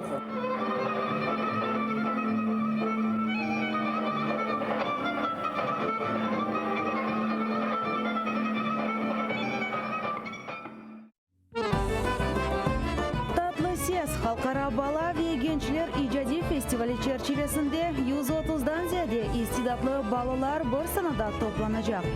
Bu yıl Tatlı Ses ilk sefer festival olarak ötkerilecek. Tatlı ses bayramına devletli süsalay. Hepimiz gelip burada şenlenemiz sağlay. Umutke umut verin, okrenemiz sağlay. Yürüyün şiirdenlep, emeğimiz sağlay. Elinke bizler verin, okuyup gidemiz. Tuzağına dilinde, müziği laf edemiz. Kırım, Litvanya, Türkiye ve Ukrayna'dan iştirakçılar öz duygu, tecrübe ve büyük istidatını paylaşacaklar. İyunun 22'sinde Freedom Konser Salonu'nda yılın en büyük konsertini kaçırmanız. Ukrayna-Türkiye ilişkileri, turizm, kültür, ticaret, ekonomi, siyasi, askeri ve Ukrayna'daki Türkiye milletlerin durumu hakkında Türkiye Cumhuriyeti Kiev Büyükelçisi Sayın Yağmur Ahmet Güldere ile hazırladığımız özel söyleşimiz bu cumartesi Kiev saatiyle 20.30'da ATR ekranlarında.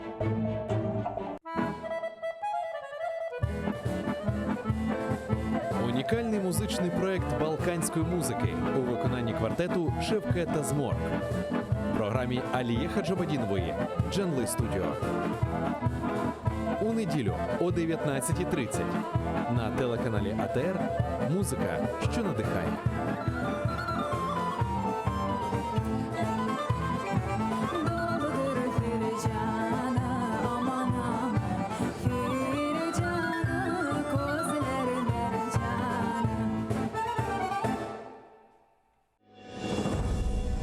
Конотопская битва вошла в историю как битва за независимость. Благодаря численному перевесу союзников, крымских татар, казаки одержали одну из самых великих побед. Как проходила битва, какую тактику боя применили крымцы и почему судьба московитов была обречена? Одновременно на соединение с Выговским шел крымский хан Мухаммед Герай IV. Он вел с собой конницу общей численностью до 40 тысяч аскеров. Выступив на левобережье, он отправляет вперед свои летучие подразделения. Смотрите уже в эту субботу, 22 июня в 17:35 на телеканале АТР в программе «Алтын Девир». Конотопская битва. Кульминация событий. Часть 3. Имя крымско-татарского писателя, поэта Шевки Бекторе сегодня мало известно широкой общественности. Он родился в Румынии в семье эмигрантов крымских татар, вынужденно покинувших родину после аннексии Крыма России 1783 года. Во время учебы в Турции познакомился с Наманом Челебиджиханом, а после революции вернулся на историческую родину, чтобы строить вместе с соотечественниками счастливый Крым. Но советская реальность оказалась ужасна. 25 лет Бекторе провел в сталинских лагерях, пройдя все круги ада и написав об этом потрясающую по силе книгу. Легендарный поэт, писатель Шевки Бекторе. Часть 1. Смотрите в воскресенье в 18:00 в программе «Тарик Садасы» с Гульнарой Бекировой на телеканале АТР.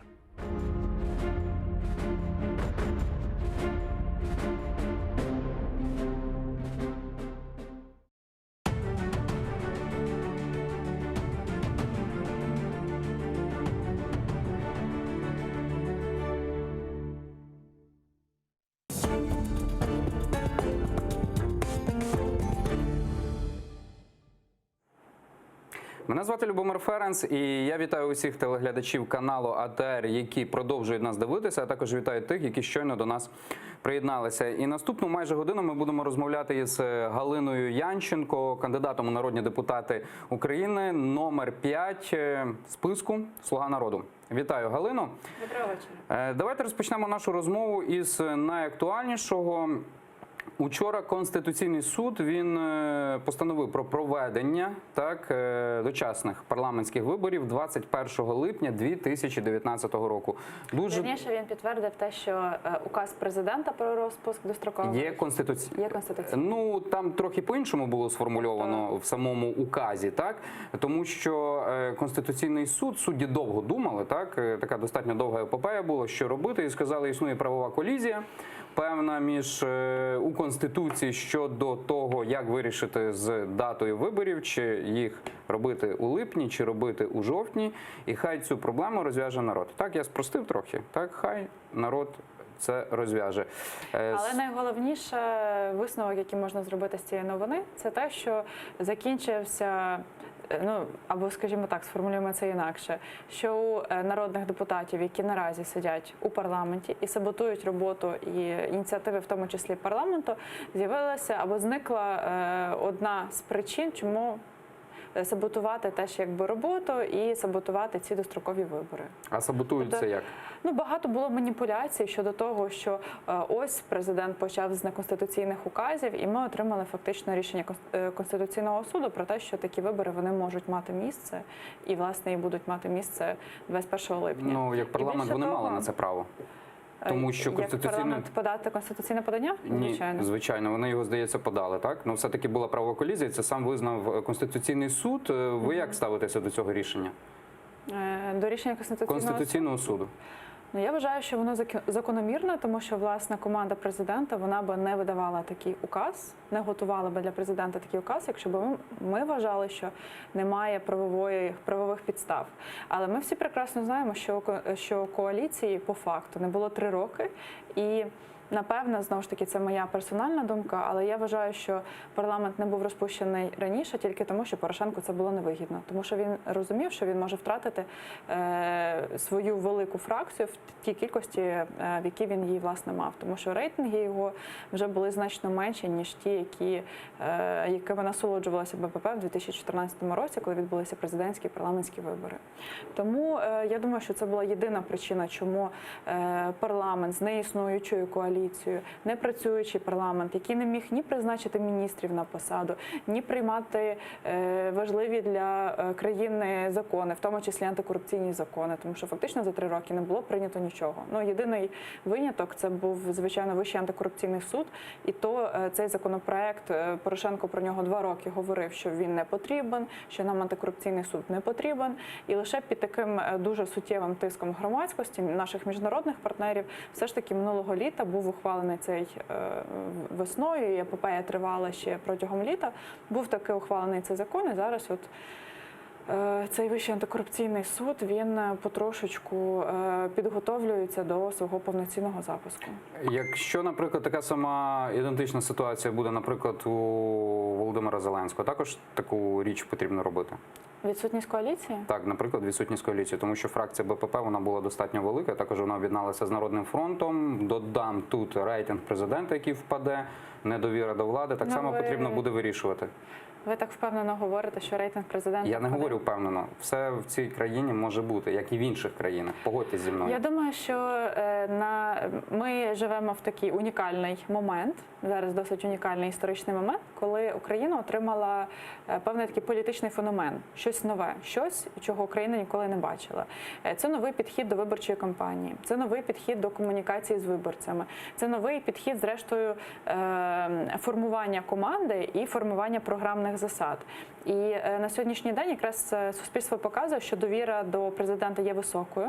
Більше того, мене, наприклад, як соціолога, дуже втішило останнє соцопитування про те, що в Україні, напевно, вперше за всю її історію, кількість оптимістів і песимістів щодо того, куди рухається країна, в правильному чи в неправильному напрямі, вона вперше в історії України зрівнялась. Тобто, якщо зазвичай це було там 20% оптимістів, 80% песимістів, то на сьогоднішній день їхня кількість зрівнялась.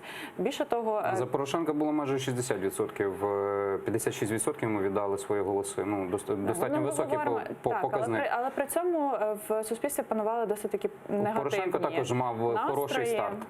Мав хороший старт, але бачимо, як закінчив. Я думаю, що це в тому числі тому, що не були виконані ті обіцянки, які давалися. Моє питання в іншому І з іншого полягало. боку було дуже багато дано нереалістичних обіцянок. З Зеленським ми бачимо зовсім іншу картину. Ми бачимо, що фактично Володимир Зеленський місяць перебуває при владі, але вже цілий ряд ініціатив, в тому числі по антикорупційній політиці, це мій профільний напрям. І той напрям, по якому я формувала програму в групі експертів, уже на сьогоднішній день є певні результати. Причому, якщо ми бачимо, що в законотворчій діяльності ряд ініціатив президента, які були подані в Верховну Раду, вони там зустрілися з опором старої системи, то те, що залежало власне від самого президента, воно втілюється. І тут ми можемо привести, і це ми говоримо за перший місяць, лише 1 місяць його роботи.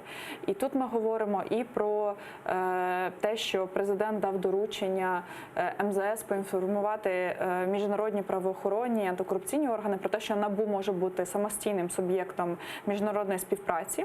Власне, НАБУ, яке існує 4 роки, воно зверталося до Верховної Ради, до інших політичних стейкхолдерів, так би мовити, але не отримувало ніякого зворотнього зв'язку. І тут президент, це була одна з його перших ініціатив, він зробив НАБУ самостійним суб'єктом. Далі, якщо я не помиляюся, це було вчора або буквально позавчора, було скасовано близько 170 указів президента, попередніх президентів, які гальмували бізнес, гальмували взагалі нормальну взаємодію між державою і громадянами, а також державою і бізнесом. Це застарілі такі радянські норми. Тобто ми бачимо досить такий активний і позитивний старт, і ми бачимо, що з ходу виконуються обіцянки. Знову ж таки, ми говоримо про законопроект про імпічмент, який подав Зеленський. Ми говоримо про те, що він знову ж таки звернувся до Верховної Ради з закликом таки прийняти законопроект про зняття депутатської недоторканності, який, нагадаю, з осені 2017 року, тобто вже 2,5 роки, лежить в парламенті, в стінах парламенту і припадає пилом. Ми бачимо, знову ж таки, ініціативу про повернення норми про незаконне збагачення. Тобто місяць досить інтенсивний, і це місяць виконання обіцянок. Тому я думаю, що Зеленський – це якраз той президент, якому можна довіряти, якому суспільство і довіряє. Зараз з нами на зв'язку є Денис Рибачок, аналітик Комітету виборців України. Вітаю, Денисе. Добрий вечір. Денисе, прокоментуйте рішення Конституційного суду України, яке підтвердило указ президента, що фактично вибори можуть бути проведені 21 липня.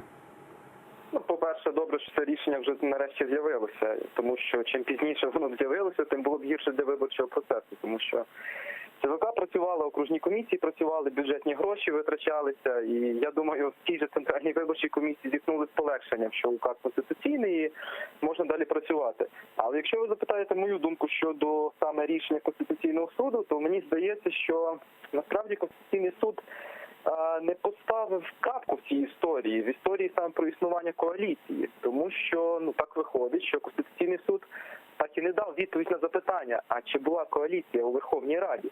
Конституційний суд сказав, що немає правового регулювання, але чомусь це дозволило суддям зробити висновок, що указ конституційний. Тобто це виглядає трохи дивно. Судді кажуть, що ми не знаємо насправді, як вирішити цю ситуацію, тому що в регламенті нічого не сказано про припинення коаліції, але при цьому ми чомусь апріорі вважаємо, що за таких умов указ треба розглядати як конституційний. Як на мене, логіка в цьому випадку є досить сумнівною, і більше того, вона є дещо небезпечною, тому що фактично ми можемо мати серйозні політичні проблеми, пов'язані з цим рішенням Конституційного суду в майбутньому. Тому що тепер виходить, що будь-який президент України, маючи бажання, може сказати про те, що в Верховній Раді немає коаліції. Тому що йому так здається. Після цього президент видає указ, на наступний день указ публікують, розпочинаються вибори. Припустимо, хтось звертається до Конституційного суду, і що тоді скаже Конституційний суд? Напевно, те, що сказав вчора, те, що правового регулювання немає, а відповідно указ конституційний. Відповідно, йдіть всі на вибори і вирішуйте ситуацію на виборах. Тобто, знову ж таки, виникає наступне запитання, а для чого тоді Конституційний суд як інституція, якщо Конституційний суд відправляє всіх на вибори? Тобто, це досить, мені здається, так сумнівно насправді. І я також дивився, бачив оцінки багатьох експертів, конституціоналістів, тобто з різних точок зору це рішення, воно все-таки, як на мене, абсолютно недосконале. Хоча плані виборчого процесу, ну, зрозуміло, тепер вибори відбудуться 21 липня, тут вже не може бути жодних інших варіантів. Але я просто кажу, що в майбутньому ми ще будемо не раз повертатись до цього рішення Конституційного суду і побачимо, як це позначиться на співробітності Верховної Ради із президентом. Можливо, не в найближчі кілька років пізніше, але якщо в регламент Верховної Ради не внесуть, то знову ж таки будь-який президент зможе фактично волюнтаристсько розпускати Верховну Раду, і Конституційний суд фактично автоматично займатиме його позицію, так як це сталося з цим рішенням Конституційного суду. Дуже багато я бачив також в соцмережах.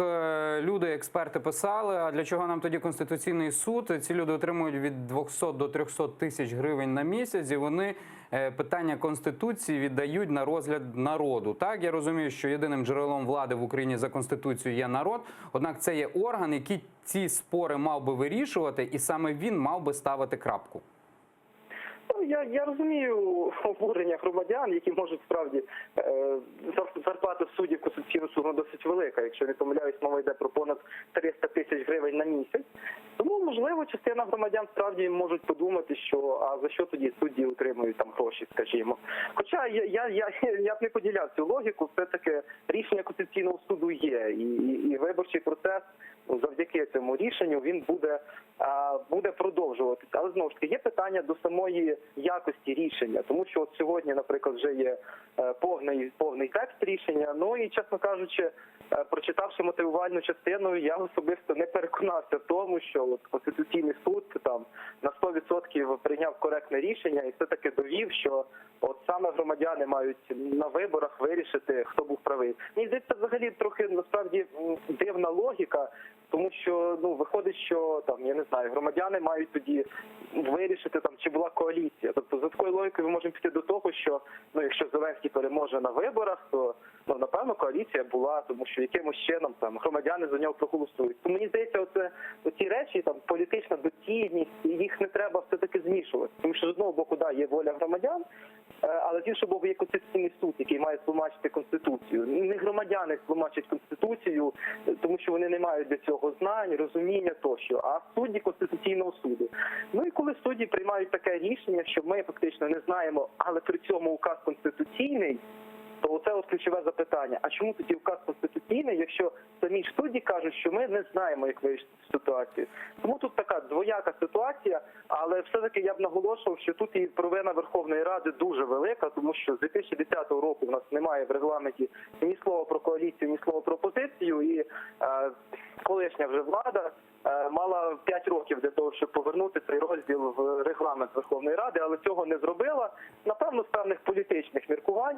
Ну і, в принципі, бачимо, до чого ця ситуація призвела. Я дякую Денису Рибачку, аналітику Комітету виборців України. От така позиція. Так, все-таки Комітет виборців України є знана організація, яка займається виборами і моніторить цю ситуацію. Яка підтримувала одного з кандидатів в президенти на виборах. Кого саме? Була інформація, вона в відкритому доступі, я думаю, що так, Галина, скажіть, якщо це була відкрита інформація? Зустрічалися журналістські розслідування, які говорили, що якраз частина людей, які пов'язані з Комітетом виборців України, може... Ви говорите про пана Черненка, здається. Ви його маєте на увазі? Так, Галина, це можна говорити, якщо це в відкритому доступі є. Щоб я не здогадувався як журналіст, що ви маєте на увазі. Я ж коли вас запитую, я уточнюю, що я хочу від вас чути. Власне, мені тому і позиція Комітету виборців України є трошечки дивною. Мені дивно, що нашому шановному колезі з Комітету виборців дуже багато здається різних речей щодо коаліції, якої по факту не було. Тобто це було очевидним для всієї України, для всього суспільства. Це, зрештою, визнавали і самі депутати, які входили до тієї коаліції, що по факту її 3 роки вже немає. Це на одному з недавніх ефірів, фактично омовившись, можна сказати, визнав і прем'єр-міністр України, але от деякі експерти, вони вважають, що їм здається, що, власне, коаліція могла бути, а могло не бути. Ну, знаєте, хтось говорить, здається, у нас є деякі політичні партії, які говорять, просто потрібно вірити. Так, я не хочу її називати, ви, напевно, здогадалися. І є люди, які просто в інтерв'ю, деколи, коли беруть інтерв'ю у цих кандидатів у депутати, вони кажуть, ви повірте. Так? Ну, хтось говорить, здається, а хтось говорить, повірте. Ну, їхні грубо кажучи, так, слова для зв'язки концепцій мають право на існування. Погоджуєтеся зі мною. Також сьогодні ви... В будь-якому разі я хотіла сказати, що насправді це рішення, воно було не тільки юридично обґрунтовано і не тільки було конституційним. Насправді президент, приймаючи такі рішення, він діє в інтересах України, в інтересах всього народу. І тут йдеться знову ж таки про те, що було розуміння, що парламент по факту не працюючий. Це було видно останні кілька років, що основні закони не приймалися, тому було зрозуміло, що немає сенсу відтягувати неізбіжне. Тобто немає сенсу затягувати фактично перезапуск, оновлення всієї владної системи ще на кілька місяців. Це по-перше. По-друге, насправді вибори, осінні вибори, в контексті і за наявності непрацюючого парламенту він теж міг мати досить негативні наслідки для економіки України. І тут ми вже говоримо про добробут кожного громадянина, який живе в цій країні. Йдеться і про, власне, позики МВФ, які ми могли не отримати, тому що ми не виконуємо зобов'язань, бо і парламент не виконував, попередня адміністрація президента не виконувала. Галина, тут потрібно говорити в повноті не виконував. В повноті не можна говорити, що повністю не виконував. Ключові антикорупційні ініціативи, вони якраз не виконувалися. І знову ж таки ми повертаємося до цієї ж ініціативи про незаконне збагачення. Яка була відмінена. Галино, ми продовжимо розмову, тому що зараз із нами на зв'язку є голова Ради суддів Олег Ткачук. Вітаю, пане Олеже, чи чути нас? Доброго вечора. Так. Сьогодні ви заявили в засобах масової інформації, що на вас тиснуть з боку адміністрації президента Володимира Олександровича Зеленського. Розкажіть трохи більше, про що йдеться і хто тисне саме, і в яких питаннях? Ну, перш за все, хочу сказати, що я не в засобах масової інформації зробив заяву на засіданні Ради суддів. Рада суддів є органом, який складається з діючих суддів, і ніхто в Раді суддів не отримує зарплату як член Ради суддів, за виключенням заступника голови Ради, який є на звільненій посаді. І сьогодні ми проводили засідання Ради суддів, і на цьому засіданні було кілька питань. Одне з цих питань стосувалося оголошення конкурсу на посади суддів Конституційного суду та призначення позачергового з'їзду суддів України. І дійсно на цьому засіданні Ради суддів я заявив про те, що мені судді, керівники судів деяких повідомили про те, що з адміністрації президента надходять вказівки стосовно поведінки членів Ради суддів, окремих членів Ради суддів на засіданні Ради. Оскільки питаннями суддівської незалежності Рада суддів і я є суддею Верховного суду, і саме там працюю на постійній основі, це громадська робота в Раді суддів, оскільки є головою Ради суддів, а Рада суддів опікується питаннями суддівської незалежності, то будь-який прояв, такий, про який мені сказали судді, має знаходити відповідне реагування. От я відреагував так і вважав за потрібне. Що ви маєте на увазі впливали на поведінку? Про що йдеться? Йдеться про те, що за повідомленням, яке мені озвучили мої колеги, були рекомендації стосовно того, як голосувати за ті чи інші питання. Хто саме? Можете озвучити? Ну, судді вам, скоріш за все, говорили, якщо... Не можу озвучити, тому що питання в таємниці розслідування – це питання правоохоронних органів, і вони, як будуть вважати за потрібне, так і вирішать. Моя основна ціль моєї заяви і мета цієї заяви – це зробити все для того, щоб не було жодного впливу на прийняття суддями рішень. Чи то в судових засіданнях, чи то за межами судових засідань. І про це мова. Хочу сказати, що, на жаль, колеги, ваші колеги-журналісти, після того, як заява була зроблена, от я читаю повідомлення в пресі, які вони, деякі видання на протязі цілого дня редагують те, що було написано зранку, і намагаються якимось чином звинуватити мене у тому, що це навмисно було, з якимось там підтекстом про цю подію говорять. Але хочу сказати, що мені здається, що в демократичному суспільстві так взагалі не може відбуватися, адже критика посадових осіб, які працюють чи в адміністрації, чи в судах, чи в будь-якій державній установі, вона повинна знаходити реакцію не в формі звинувачення того, хто заявив про такі дії в такій формі, що ти сам дурак, а повинна знаходити відображення шляхом з'ясування обставин, чому так відбулося, чи відбулося це насправді. А відбувається масивна інформаційна атака з боку окремих засобів масової інформації. Це ще більше мене дивує як голову Ради суддів, як суддю, та й громадянину, звичайно. Я дякую Олегу Ткачуку, очільнику Ради суддів України. Пані Галино, от в Україні є 3 гілки влади, так? Законодавча, виконавча і судова, які між собою мали бути незалежними. В Україні з цим проблеми часто були, і от такий випадок. Прокоментуйте. Ну, мені, чесно кажучи, складно коментувати, тому що ми отримали якусь уривчасту інформацію, не зрозуміло, хто тиснув, не зрозуміло, на кого тис, не зрозуміло щодо яких питань. Я передивляюся інформацію зараз з цього питання, і тут йшлося про як те, голосувати? що... Озвучили, як голосувати? Да, що, наприклад, мали обирати суддів Конституційного суду. Ну, насправді, згідно з Конституцією, суддів Конституційного суду обирають за конкурсом. Тобто, чи проводився якийсь конкурс, мені невідомо, що проводився якийсь конкурс. Відповідно, тобто, що мало підтверджувати засідання Ради суддів, чи підтверджувати, власне, результати конкурсу, якого не було, чи навпаки оголошувати конкурс, чи зрештою ніяких конкурсів не було, і це є порушенням Конституції насправді, тому що ми знаємо, що фактично теж один із таких ганебних вчинків, який, до речі, цілого ряду вчинків, який зробив Порошенко, покидаючи пост після уже 21 квітня, коли він зрозумів, що він програв, і він покидає Банкову, він покидає адміністрацію президента, він почав робити дуже багато призначень. І, до речі,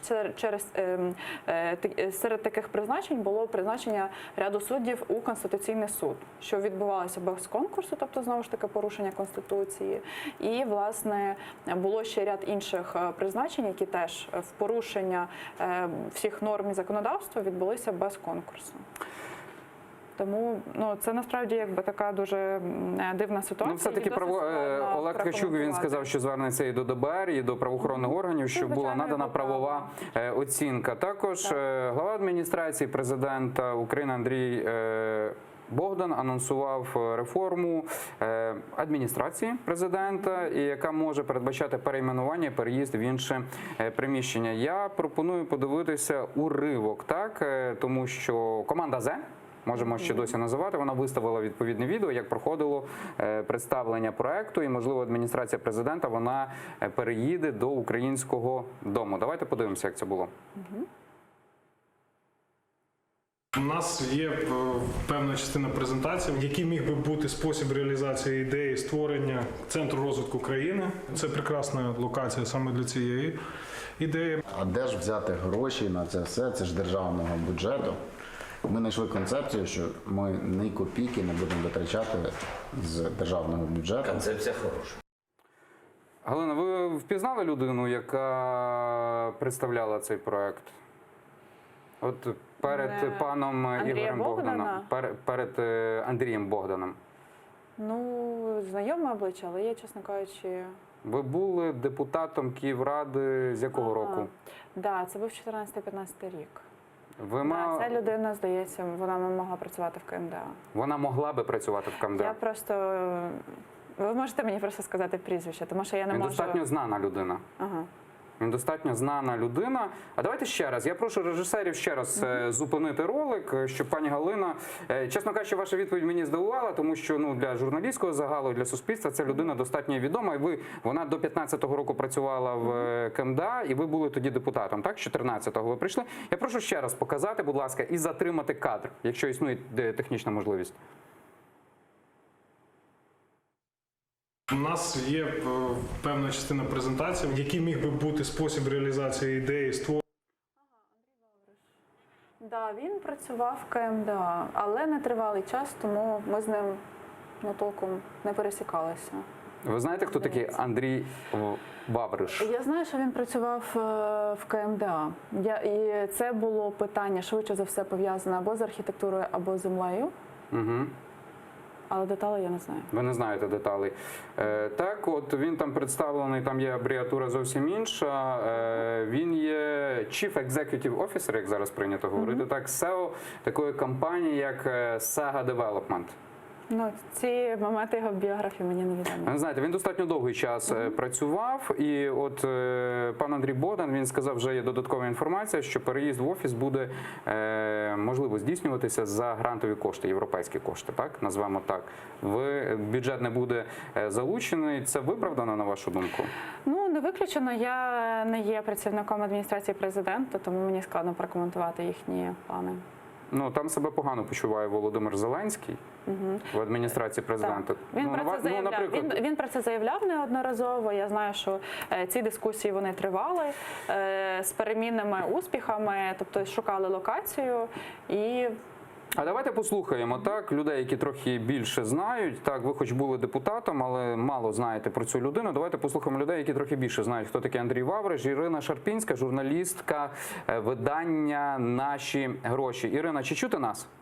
Так, чути. Галина Янченко, яка була з 2014 року депутатом від Демократичного альянсу в Київраді, не знає достатньо добре, хто такий Андрій Вавриш. Однак на загал кияни, і зокрема ви, набагато більше про нього знають. Скажіть, хто це? Біля Володимира Зеленського і Андрія Богдана на відео. Так, Андрій Вавриш – це людина, яка до 2010 року він працював у приватних структурах. З 2010 по 2015 рік він у нас був заступником директора департаменту містобудування КМДА. Що це за департамент? Це департамент, який, власне, от всі кияни на собі відчувають його діяльність, тому що це департамент, який надає дозволи на будівництво, на всі будівництва, в тому числі всі ці незаконні. І тому ми дякуємо нашому Андрію Вавришу дуже багатьма нинішніми незаконними забудовами. Це людина, яка зараз себе позиціонує як девелопер. З 2016 року він компанія Riverside Development, потім він перейменував на Saga Development. Це людина, яка, от я, щоб не бути волокільна, можу вам розказати кілька історій. Дуже коротко, Ірина. Так, дуже коротко, добре. Саме Андрій Вавриш, він керував створення містобудівного кадастру столиці, це електронна у вигляді. І його створили в 2014 році, створили, але туди не включили понад 3000 змін, внесених в генплан в попередні роки. І на сьогодні ми там бачимо картинку 2002 року. Так? До речі, про те, як в цьому містобудівному кадастрі це зелена зона, так на хвилиночку. Надалі забудова Рибальського півострова, де саме Вавриш зараз будує, так, житлові будинки. Саме Вавриш, він фактично підписав договір саме з собою, який надав можливість розробити детальний план території, цієї території Рибальського півострова. І зараз там може будувати. Саме завдяки цьому затвердженому ДПТ. Вавриша, до речі, з великим скандалом Кличко звільняв, там щось пару місяців він не хотів іти. І потім навіть після того, як його звільнили, Вавриша, його все одно бачили в КМДА і там нібито роздавав вказівки. І ось тут цікава історія, так що з виборами, так? От у Вавриша була помічниця довгий час Анна Бондар. Анна Бондар зараз, наскільки нам відомо, вона подала документи по Подолу від партії «Слуга народу» і, здається, її там успішно зареєструють. Анна Бондар, вона працювала, це людина Вавриша, вона працювала в КМДА, потім в адміністрації Порошенка і зараз вона в Мінрегіоні. Ще одна людина Вавриша, яка йде пов'язана, принаймні, з Вавриша, так, це номер 40 в списку партії, Струневич Вадим Олегович. Це людина, яка це керівник фірми, в якій засновник юрист Вавриша. От юрист, який напряму працює в дуже багатьох компаніях Вавриша, які зараз забудовують і розбудовують. Що роблять ці люди, да, Вавриша? Вони, до речі, Вавриш – це людина, яка в часи 7-11 років він був співвласником фірми разом із пасенком Дмитра Фірташа. Це той Калиновський, якого всі пам'ятають, за смертельним ДТП, там було 2 загиблих, і якого 8 років ловили, да? І в 15-му році його затримали в нетверезому стані за кермом, знову ж таки, з 17-го року невідомо де він, тому що його ніби відпустили під домашній арешт. Ну, це, розумієте, це дає змогу зрозуміти, з якими людьми крутиться Вавриш. І ось зараз у Вавриша, мені здається, справи навіть краще, ніж у Трибутам Кисача, тому що ми бачимо, як його реклама чудово поширюється по місту Києву. І от саме Вавришу повезло забудовувати зараз ділянку Генеральної прокуратури на території заводу «Арсенал», центр Києва, так, недалеко від станції метро Кловська. Вони там будуть будувати 17-поверховий житловий будинок разом із Дмитром Ісаєнком. Хто такий Дмитро Ісаєнко? Це людина, яка довгий час відповідала за будівництво Міноборони. Потім він став заступником міністра регіонального розвитку, і він в 15 році зі скандалом був звільнений, там був скандал затримання статусу учасника АТО. І зараз, на хвилиночку, Ісаєнко йде в Верховну Раду, це спілка партії Медведчука.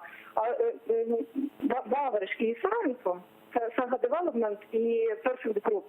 Ці два девелопери зараз разом співпрацюють по Рибальському, тому ж самому, вони разом забудовують.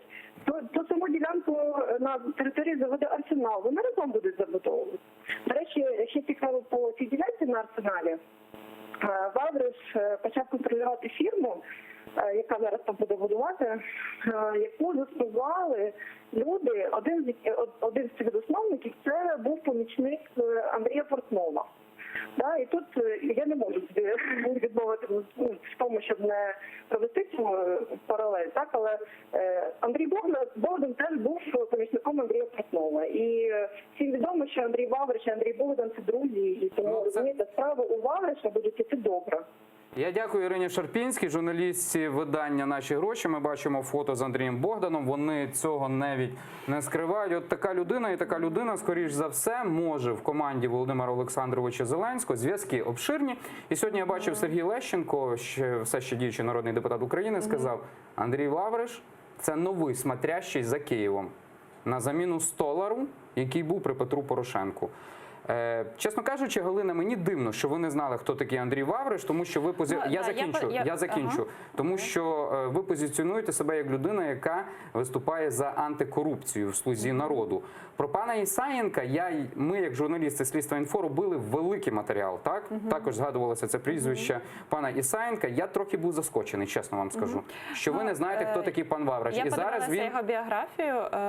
Він дійсно, я його навіть згадала, але він працював в департаменті архітектурному, так по-народному його називали, на других позиціях, тому мені, по прізвищу я вже його ідентифікувала, що він дійсно працював в КМДА там певний час. Ви відповідаєте за антикорупцію. Як такі люди потрапляють до «Слуги народу» і біля Володимира Зеленського розказують про будівництво нового офісу?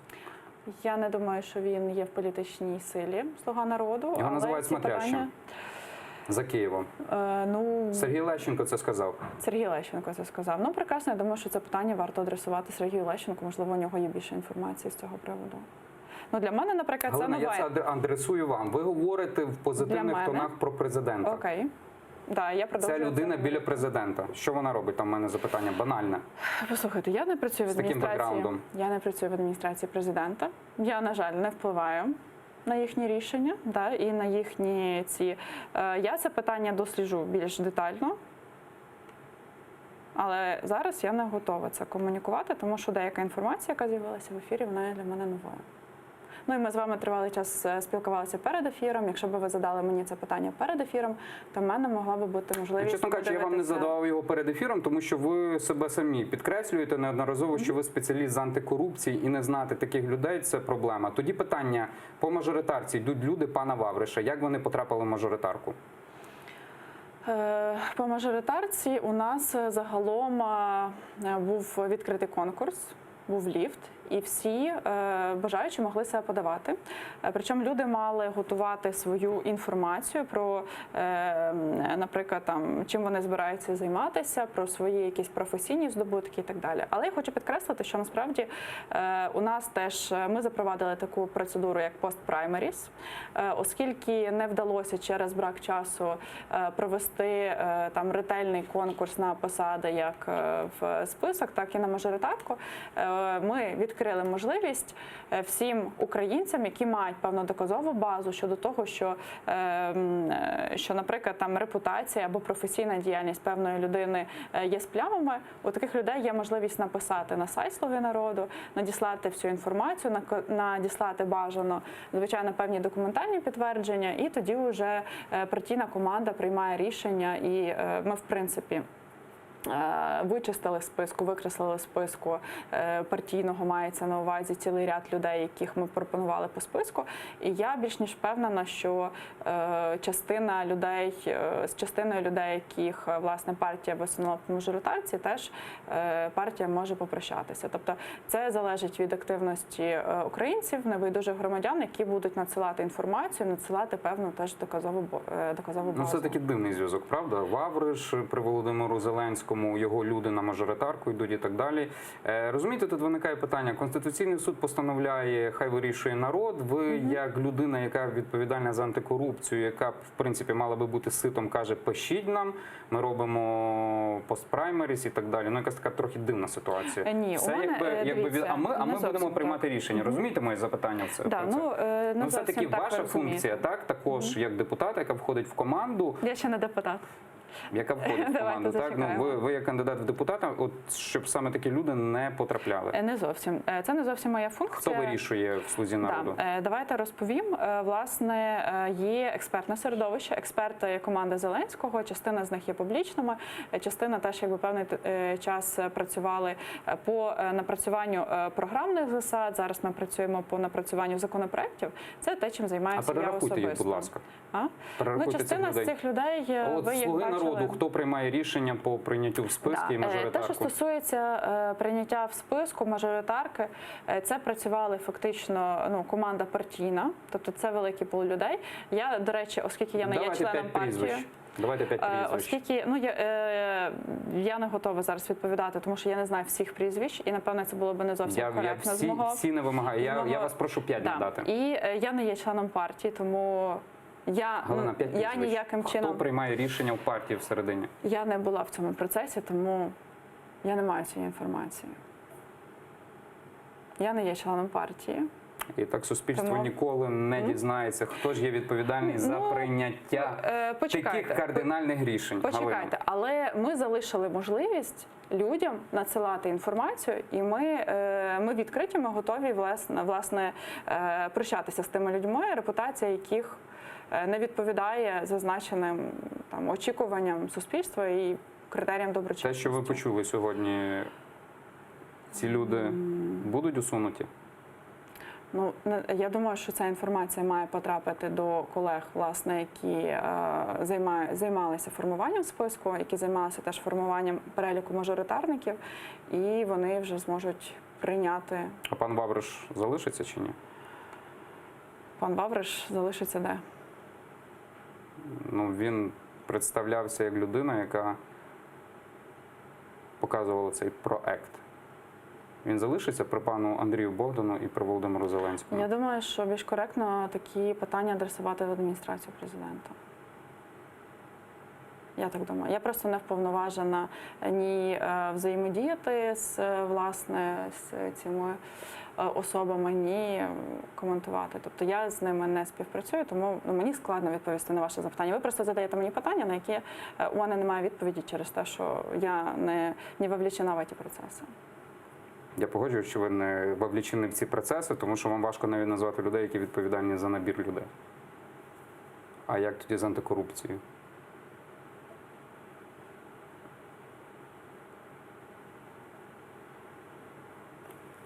Питання? Ви як людина, яка відповідальна в блоці «Слуги народу» за антикорупційні процеси? За антикорупційну частину програми, так і за законопроект. Я відповідальна дійсно. Лише законопроекти? Ну, вас люди не цікавлять, які всередині, правильно я зрозумів? Дивіться, це важливе питання, але це ділянка відповідальності. Це ділянка відповідальності партійних колег. Які власне формували список, які формували теж, які робили добір на мажоритарну, але я повторюся, напевно, вже втретє в сьогоднішньому ефірі, що цей процес не завершений, що до 6 липня триває постпраймеріс, і у всіх бажаючих є можливість, є відкритий сайт, по кожному кандидату можна залишити коментар, можна залишити свій зворотній зв'язок, вся ця інформація розглядається. Там вийшла інформація? Ми отримаємо, до речі, ну, з того, що там, з тієї інформації, яку я знаю, що ми отримаємо досить велику кількість звернень, інформації. Частина, вона є, ну, такою, що має певні теж доказову базу, так, і можна зрозуміти. Частина є просто така, що там мені ця людина не подобається, приберіть її, тому що мені так хочеться. Звичайно, що інформація, яка має доказову базу, вона береться до уваги, розлітається і вже колеги приймають рішення. Добре, законопроекти. Конституційний суд України обмежив повноваження Національного антикорупційного бюро на вимогу пана Коломойського, так? За скаргою акціонерного товариства «Запорізький завод феросплавів», підприємства, що контролюється групою «Приват» Ігоря Коломойського та Геннадія Боголюбова. Окей. Що про це можете сказати? Я думаю, що, власне, це була одне із сильних повноважень Національного антикорупційного бюро. І ну, це буде мати, мені здається, що певні такі, це послаблення Національного антикорупційного бюро. В цьому випадку, на загал, Ігор Коломойський поганий чоловік? Я не підтримую це його подання до Конституційного суду. Він більше поступає добре чи погано?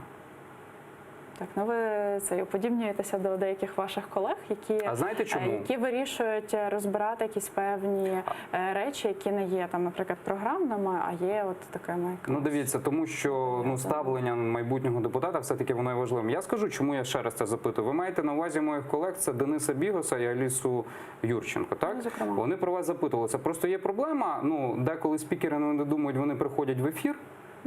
Наприклад, їх запитають якісь запитання, вони на нього не хочуть відповідати, і журналісти після цього більше це не запитують. Я особисто вважаю, що це неправильно, тому що це є болісні питання для українського суспільства. Так? І якщо людина уникає відповіді на це запитання, то про це також треба запитати. Ігор Коломойський – це олігарх? Я запитаю так само, як запитав Денис Бігус. Це важливо. Я вважаю, що на сьогоднішній день Ігоря Коломойського, в принципі, ну, певний час в історії України він був олігархом. В принципі, ймовірно, що він і досі має певний вплив на парламент і на певні гілки влади. Але наша задача, зокрема моя задача, зробити так, щоб олігархи перестали бути олігархами і стали великим бізнесом, який грає за відкритими правилами, які є однаковими для всіх. Тобто єдині правила для всіх. Президент України Володимир Зеленський за місяць на посаді провів зустрічі з олігархами Рінатом Ахметовим, Віктором Пінчуком, Ігорем Коломойським. Ну, як би ви не відповідали, так, в публікаціях Ігор Коломойський – це олігарх. І журналісти його вважають олігархом. Він не був олігархом, він залишається олігархом. Так, цілком можливо, що він і досі має. Не цілком можливо, а швидше за все, він є досі може мати вплив і на певні політичні сили в парламенті, можливо, не тільки в парламенті. Він є олігархом. Він не був, не цілком можливо, він є олігархом. І про це він заявив на зустрічі з представниками бізнесу у Києві. Давайте послухаємо, що сказав Володимир Олександрович Зеленський. Пан Пінчук забезпечить зараз же квартирами 24 родини наших полонених моряків і далі буде опікуватись проблемами соціальної допомоги всіх військовослужбовців. Це наша домовленість. З паном Рінатом Ахметовим ми не лише дійшли згоди щодо скасування формули Роттердам плюс, але й домовленості, що він буде вкладати гроші у медицину та інвестувати у дороги та інфраструктуру Донбасу. Перший результат ви вже бачили. Це 200 швидких для міських та сільських лікарень по всій Україні. Коломойський буде вкладати дуже великі гроші в інфраструктуру Донбасу, але він про це ще не знає. Ну, коли Ігор Коломойський дізнався, то він відповів наступне. Вчора ж Зеленський заявив, що Коломойський про це ще не знає. Так, я справді дізнався про це з виступу. Я вже коментував журналістам, що на залишок від 20 тисяч фунтів на тиждень можу пофарбувати ларьок. Це ж також мала архітектурна форма. Ось так відповів Ігор Коломойський, так, в своєму стилі. У мене запитання, так? Теж з почуттям гумору. З почуттям гумору, так. Ну, все-таки це державні справи, і тут почуття гумору деколи, я вам чесно скажу, не зрозуміло, де правда, а де брехня, і тому потрібно якось зменшувати відчуття гумору. У мене таке запитання. От, наприклад, Я не знаю, як це назвати. Так, от Рінат Ахметов, він подарував 200 швидких. Ви очолювали організацію громадський антикорупційний штаб і так далі. Ви розумієте і знаєте, що в нашій країні все робиться задля чогось, так? Про те, що це був Ахметов, суспільство дізналося постфактум. Так, мої колеги, журналісти, які є подібні до мене, так як ви сказали, коли вийшло повідомлення про те, що купуються швидкі, вони написали у себе: хочу знати ім'я мецената або принаймні товариство з обмеженою відповідальністю. Сказали, що це Рінат Ахметов. Що це було? Дай задай.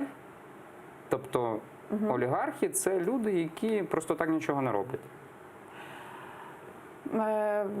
Тут, напевно, треба трошечки більше часу для того, щоб проаналізувати цю ситуацію. Дуже коротко, бо у нас мало часу. І дати, власне, певний коментар. Але хочу сказати, що, власне, напевно, що протягом багатьох років все відбувалося навпаки. Україна страждала і біднішала від діяльності олігархів. Вони включали певні корупційні схеми, на яких отримували надприбутки. Ми теж якби в цьому сюжеті почули одну з таких корупційних схем – це Роттердам Плюс. Якщо, власне, вони з певних причин, знову ж таки, тут ці причини потрібно досліджувати, і на прохання президента готові працювати чесно, відкрито, і зрештою теж якби зробити певний такий крок назустріч і у вигляді таких там певних соціальних ініціатив, якщо це можна так насправді назвати, то це щось нове, напевне. Тобто, це щось нове, я би назвав таким словом. Це йде процес розкуркулення олігархів, чи як? Ну, це ви сказали. Я не знаю, як його назвати. Я не знаю, як це назвати. Я намагаюся пригадати якісь такі, наприклад, подібні зустрічі, які проводив би, наприклад, Порошенко, про які ми дізнавалися з уст Порошенка, про зустрічі, про предмети цих домовленостей або переговорів. Але, знову ж таки, повертаючись до цієї корупційної схеми, яку ми почули щойно в сюжеті про Роттердам Плюс, переговори Порошенка з олігархами, вони мали негативні наслідки для країни.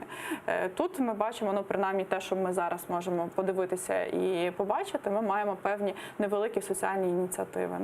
Це краще, ніж Роттердам Плюс. Тобто, ви думаєте, що взамін нічого не буде дано? Я думаю, що це невелика ціна за те, що за ті корупційні схеми і за ті мільйони, можливо, подекуди мільярди, які деякі особи отримували, фактично створюючи корупційні схеми в Україні. Коли говорити також про антикорупційну діяльність, то президент України Володимир Зеленський подасть до Верховної Ради законопроект про перезавантаження Національного антикорупційного бюро і спеціалізованої антикорупційної прокуратури, якщо ці органи протягом 3 місяців не доведуть свою здатність ефективно працювати. Про це заступник глави адміністрації президента Руслан Рябошапка повідомив в ефірі одного з українських телеканалів. Давайте послухаємо, що сказав Руслан Рябошапка.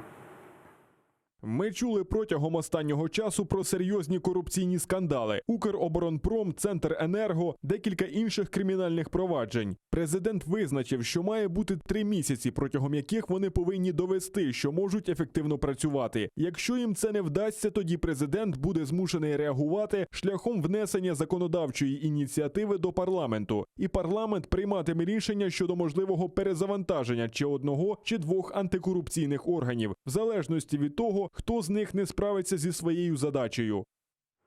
Будуть звільняти? Хочу сказати, що на сьогоднішній день, я, в принципі, багато разів це коментувала вже публічно, що на сьогоднішній день однозначно є згода по НАЗК, це Національне агентство з питань запобігання корупції. Власне, щодо цього органу, напевне, складно знайти людину в Україні, яка готова підтвердити, що цей орган проявив себе як професійний і як ефективний. Тому те, що стосується НАЗК, це однозначно вже зараз. Я можу дати вам відповідь. Більше того, команда вже зараз працює над законопроектом і над певними рішеннями, яким краще чином перезапустити НАЗК, можливо, переглянути певні функції і так далі. Те, що стосується САП і НАБУ, дійсно мала зустріч президента Зеленського з керівниками обох відомств. Ця інформація була публічна, ця інформація теж виходила з адміністрації, з таких інформаційних ресурсів адміністрації президента.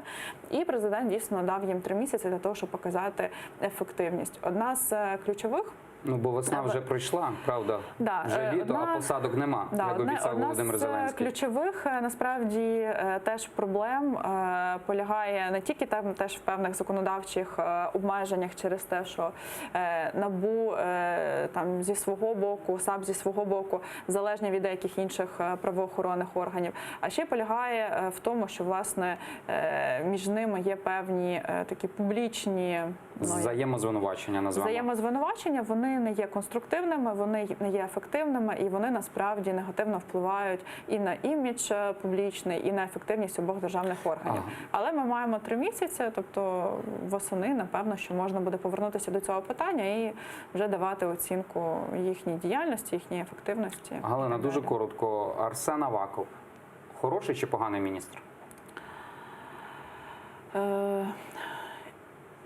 Я можу назвати 2 умовно ефективних реформи МВС. Це була реформа патрульної поліції, яка дозволила значно збільшити довіру взагалі до поліції як такої. Дуже шкода, що, власне, за цим таким певним фасадом позитивної... Друга річ, яку зробив. Я завершу. За фасадом позитивної патрульної поліції не до кінця відбулося, бо, можна сказати, десь... Оперативний кримінальний блок, він повністю не реформований, тому що стара поліція, хоч був не розформований УБОС і так далі. Це зрозуміло. Патрульна поліція, так, це найнижча ланка, це де відбувається стик між громадянином України і правоохоронцем. Перший етап. Друга річ хороша? Друга позитивна річ, я насправді її оцінюю, можливо, навіть більш позитивно, ніж реформа патрульної поліції, це реформа сервісних центрів МВС. Зрозуміло. Запитання. 25 тисяч, 28 тисяч підписали петицію, у нас дуже мало часу залишається. Володимир Зеленський перекинув поле на бік парламенту. Це має вирішувати парламент за законом України. Що саме? Має за відставку про звільнення Арсена Авакова. Арсен Аваков має піти, на вашу думку? Ви будете голосувати за його відставку? У мене чітке запитання, так чи ні? У нас дуже мало часу. Дивіться, взагалі, ви трошки неправильно, некоректно задаєте питання, тому що весь уряд взагалі мав би вже піти. Але ми бачимо, що фактично Верховна Рада вона не дає обрати нових міністрів, ні міністрів, яких може безпосередньо призначати президент. Галина, це все зрозуміло. Як ви будете голосувати? Уряд піде. На вашу думку, Арсен Аваков мав би залишитися в уряді чи ні? Бути переобраним? Дивіться, весь уряд піде. І процедура виглядає таким чином. Формується коаліція. Відповідно, у нас, дивіться, ми з вами говоримо про рівняння з багатьма незалежними. Формується коаліція. Перше невідомо, це, власне, з кого вона буде сформована. З ким, власне, партія «Слуга народу» буде формувати цю коаліцію. Це на сьогоднішній день питання відкрите. Це буде залежати від результатів виборів. Далі, за процедурою, коаліція вона визначає прем'єр-міністра. І вже прем'єр-міністр формує, пропонує склад Кабінету міністрів, за винятком тих міністрів, які безпосередньо має призначити президент. Тобто фактично це буде робота прем'єр-міністра запропонувати кандидатури міністрів, в тому числі МВС. В нас дуже мало залишається часу. Так, питання з Кримом, воно є достатньо таким розмитим у програмах всіх кандидатів, в тому числі і «Слуги народу», і президента Володимира Зеленського. Він говорить загальними фразами і так далі. Питання повернення Криму не стало національною ідеєю для українського народу за останні 5 чи 6 років. Можна говорити багато, давайте чітко, воно не стало. Що збирається робити «Слуга народу», щоб це стало національною ідеєю і щоб це стало питанням номер 1? Я, на жаль, не є глибоким експертом. Я вас запитую, ви все-таки парламентар, так? Ну ні. Ви поспішаєте з часом. Я не парламентар на сьогоднішній день, я є кандидатом. Ну хіба вас знімлять через якусь недоброчесність, зважаючи на рейтинги, Галина? Так. Зважаючи, хіба ви якась недоброчесна? Ви так поспішаєте вже призначати мене на якісь певні посади, делегувати мені повноваження, якими на сьогоднішній день я не володію. Не поспішайте, все в свій час. Добре. Те, що стосується загалом окупованих територій, і тут дуже важливо, щоб ми пам'ятали, що окуповані території – це не тільки Донбас, про які багато говориться в публічному просторі. Це питання Криму. Так ось, тут позиція президента і позиція, в принципі, вона співпадає з позицією «Слуги народу», полягає в тому, що ми не можемо йти на поступки за рахунок наших територій. Наші землі – це є і Донбас, і Крим. Це зрозуміло, як їх повертати?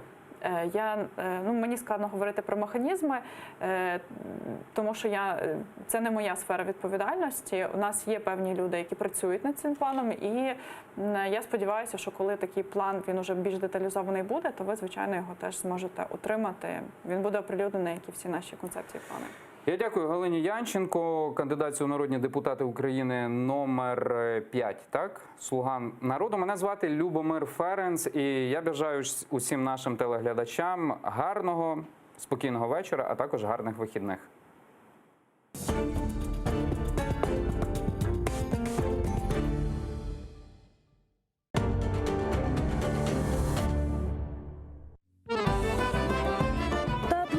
Халкара бала ve gençler ijadi festivali çerçevesinde 130'dan ziyade istidatlı balalar bir sanada toplanacak. Bu yıl Tatlı Ses ilk sefer festival olarak ötkürülecek. Tatlı ses bayramına da bizde süsalay. Hepimiz gelin bunda şenlenemiz sağlay. Umutke umut verip okrenemiz sağlay. Yürüyün şiirdenler elmenemiz sağlay. Elelke bizler verip okuyup gidemiz. Tuzalın adilinde güzel affedemiz. Kırım, Litvanya, Türkiye ve Ukrayna'dan iştirakçılar öz duygu, tecrübe ve büyük istidatını paylaşacaklar.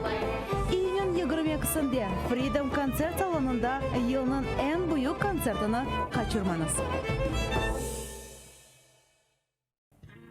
Bugünkü yayınımız yaş nesilge mensup olgan, hayatını parlak yaşagan, ama lakin bu dünyanı pek erte terk etken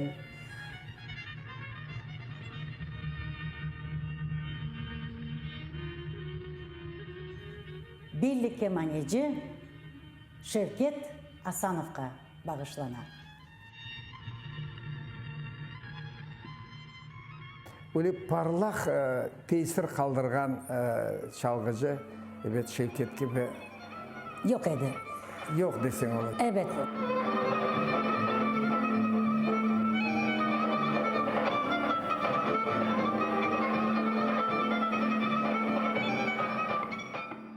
Ukrayna-Türkiye ilişkileri, turizm, kültür, ticaret, ekonomi, siyasi, askeri ve Ukrayna'daki Türkiye milletlerin durumu hakkında Türkiye Cumhuriyeti Kiev Büyükelçisi Sayın Yağmur Ahmet Güldere ile hazırladığımız özel söyleşimiz bu cumartesi Kiev saatiyle 20.30'da ATR ekranlarında.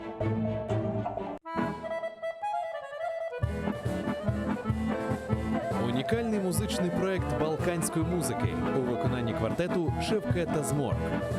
В програмі Алії Хаджабадінової «Дженли Студіо».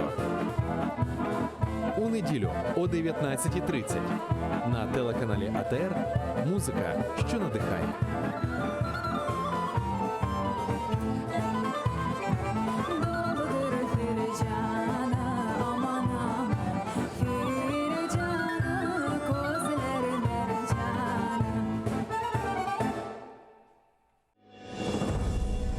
Конотопская битва вошла в историю как битва за независимость. Благодаря численному перевесу союзников, крымских татар, казаки одержали одну из самых великих побед.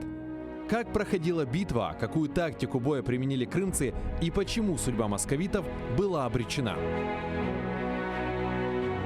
Одновременно на соединение с Выговским шел крымский хан Мухаммед Герай IV. Он вел с собой конницу,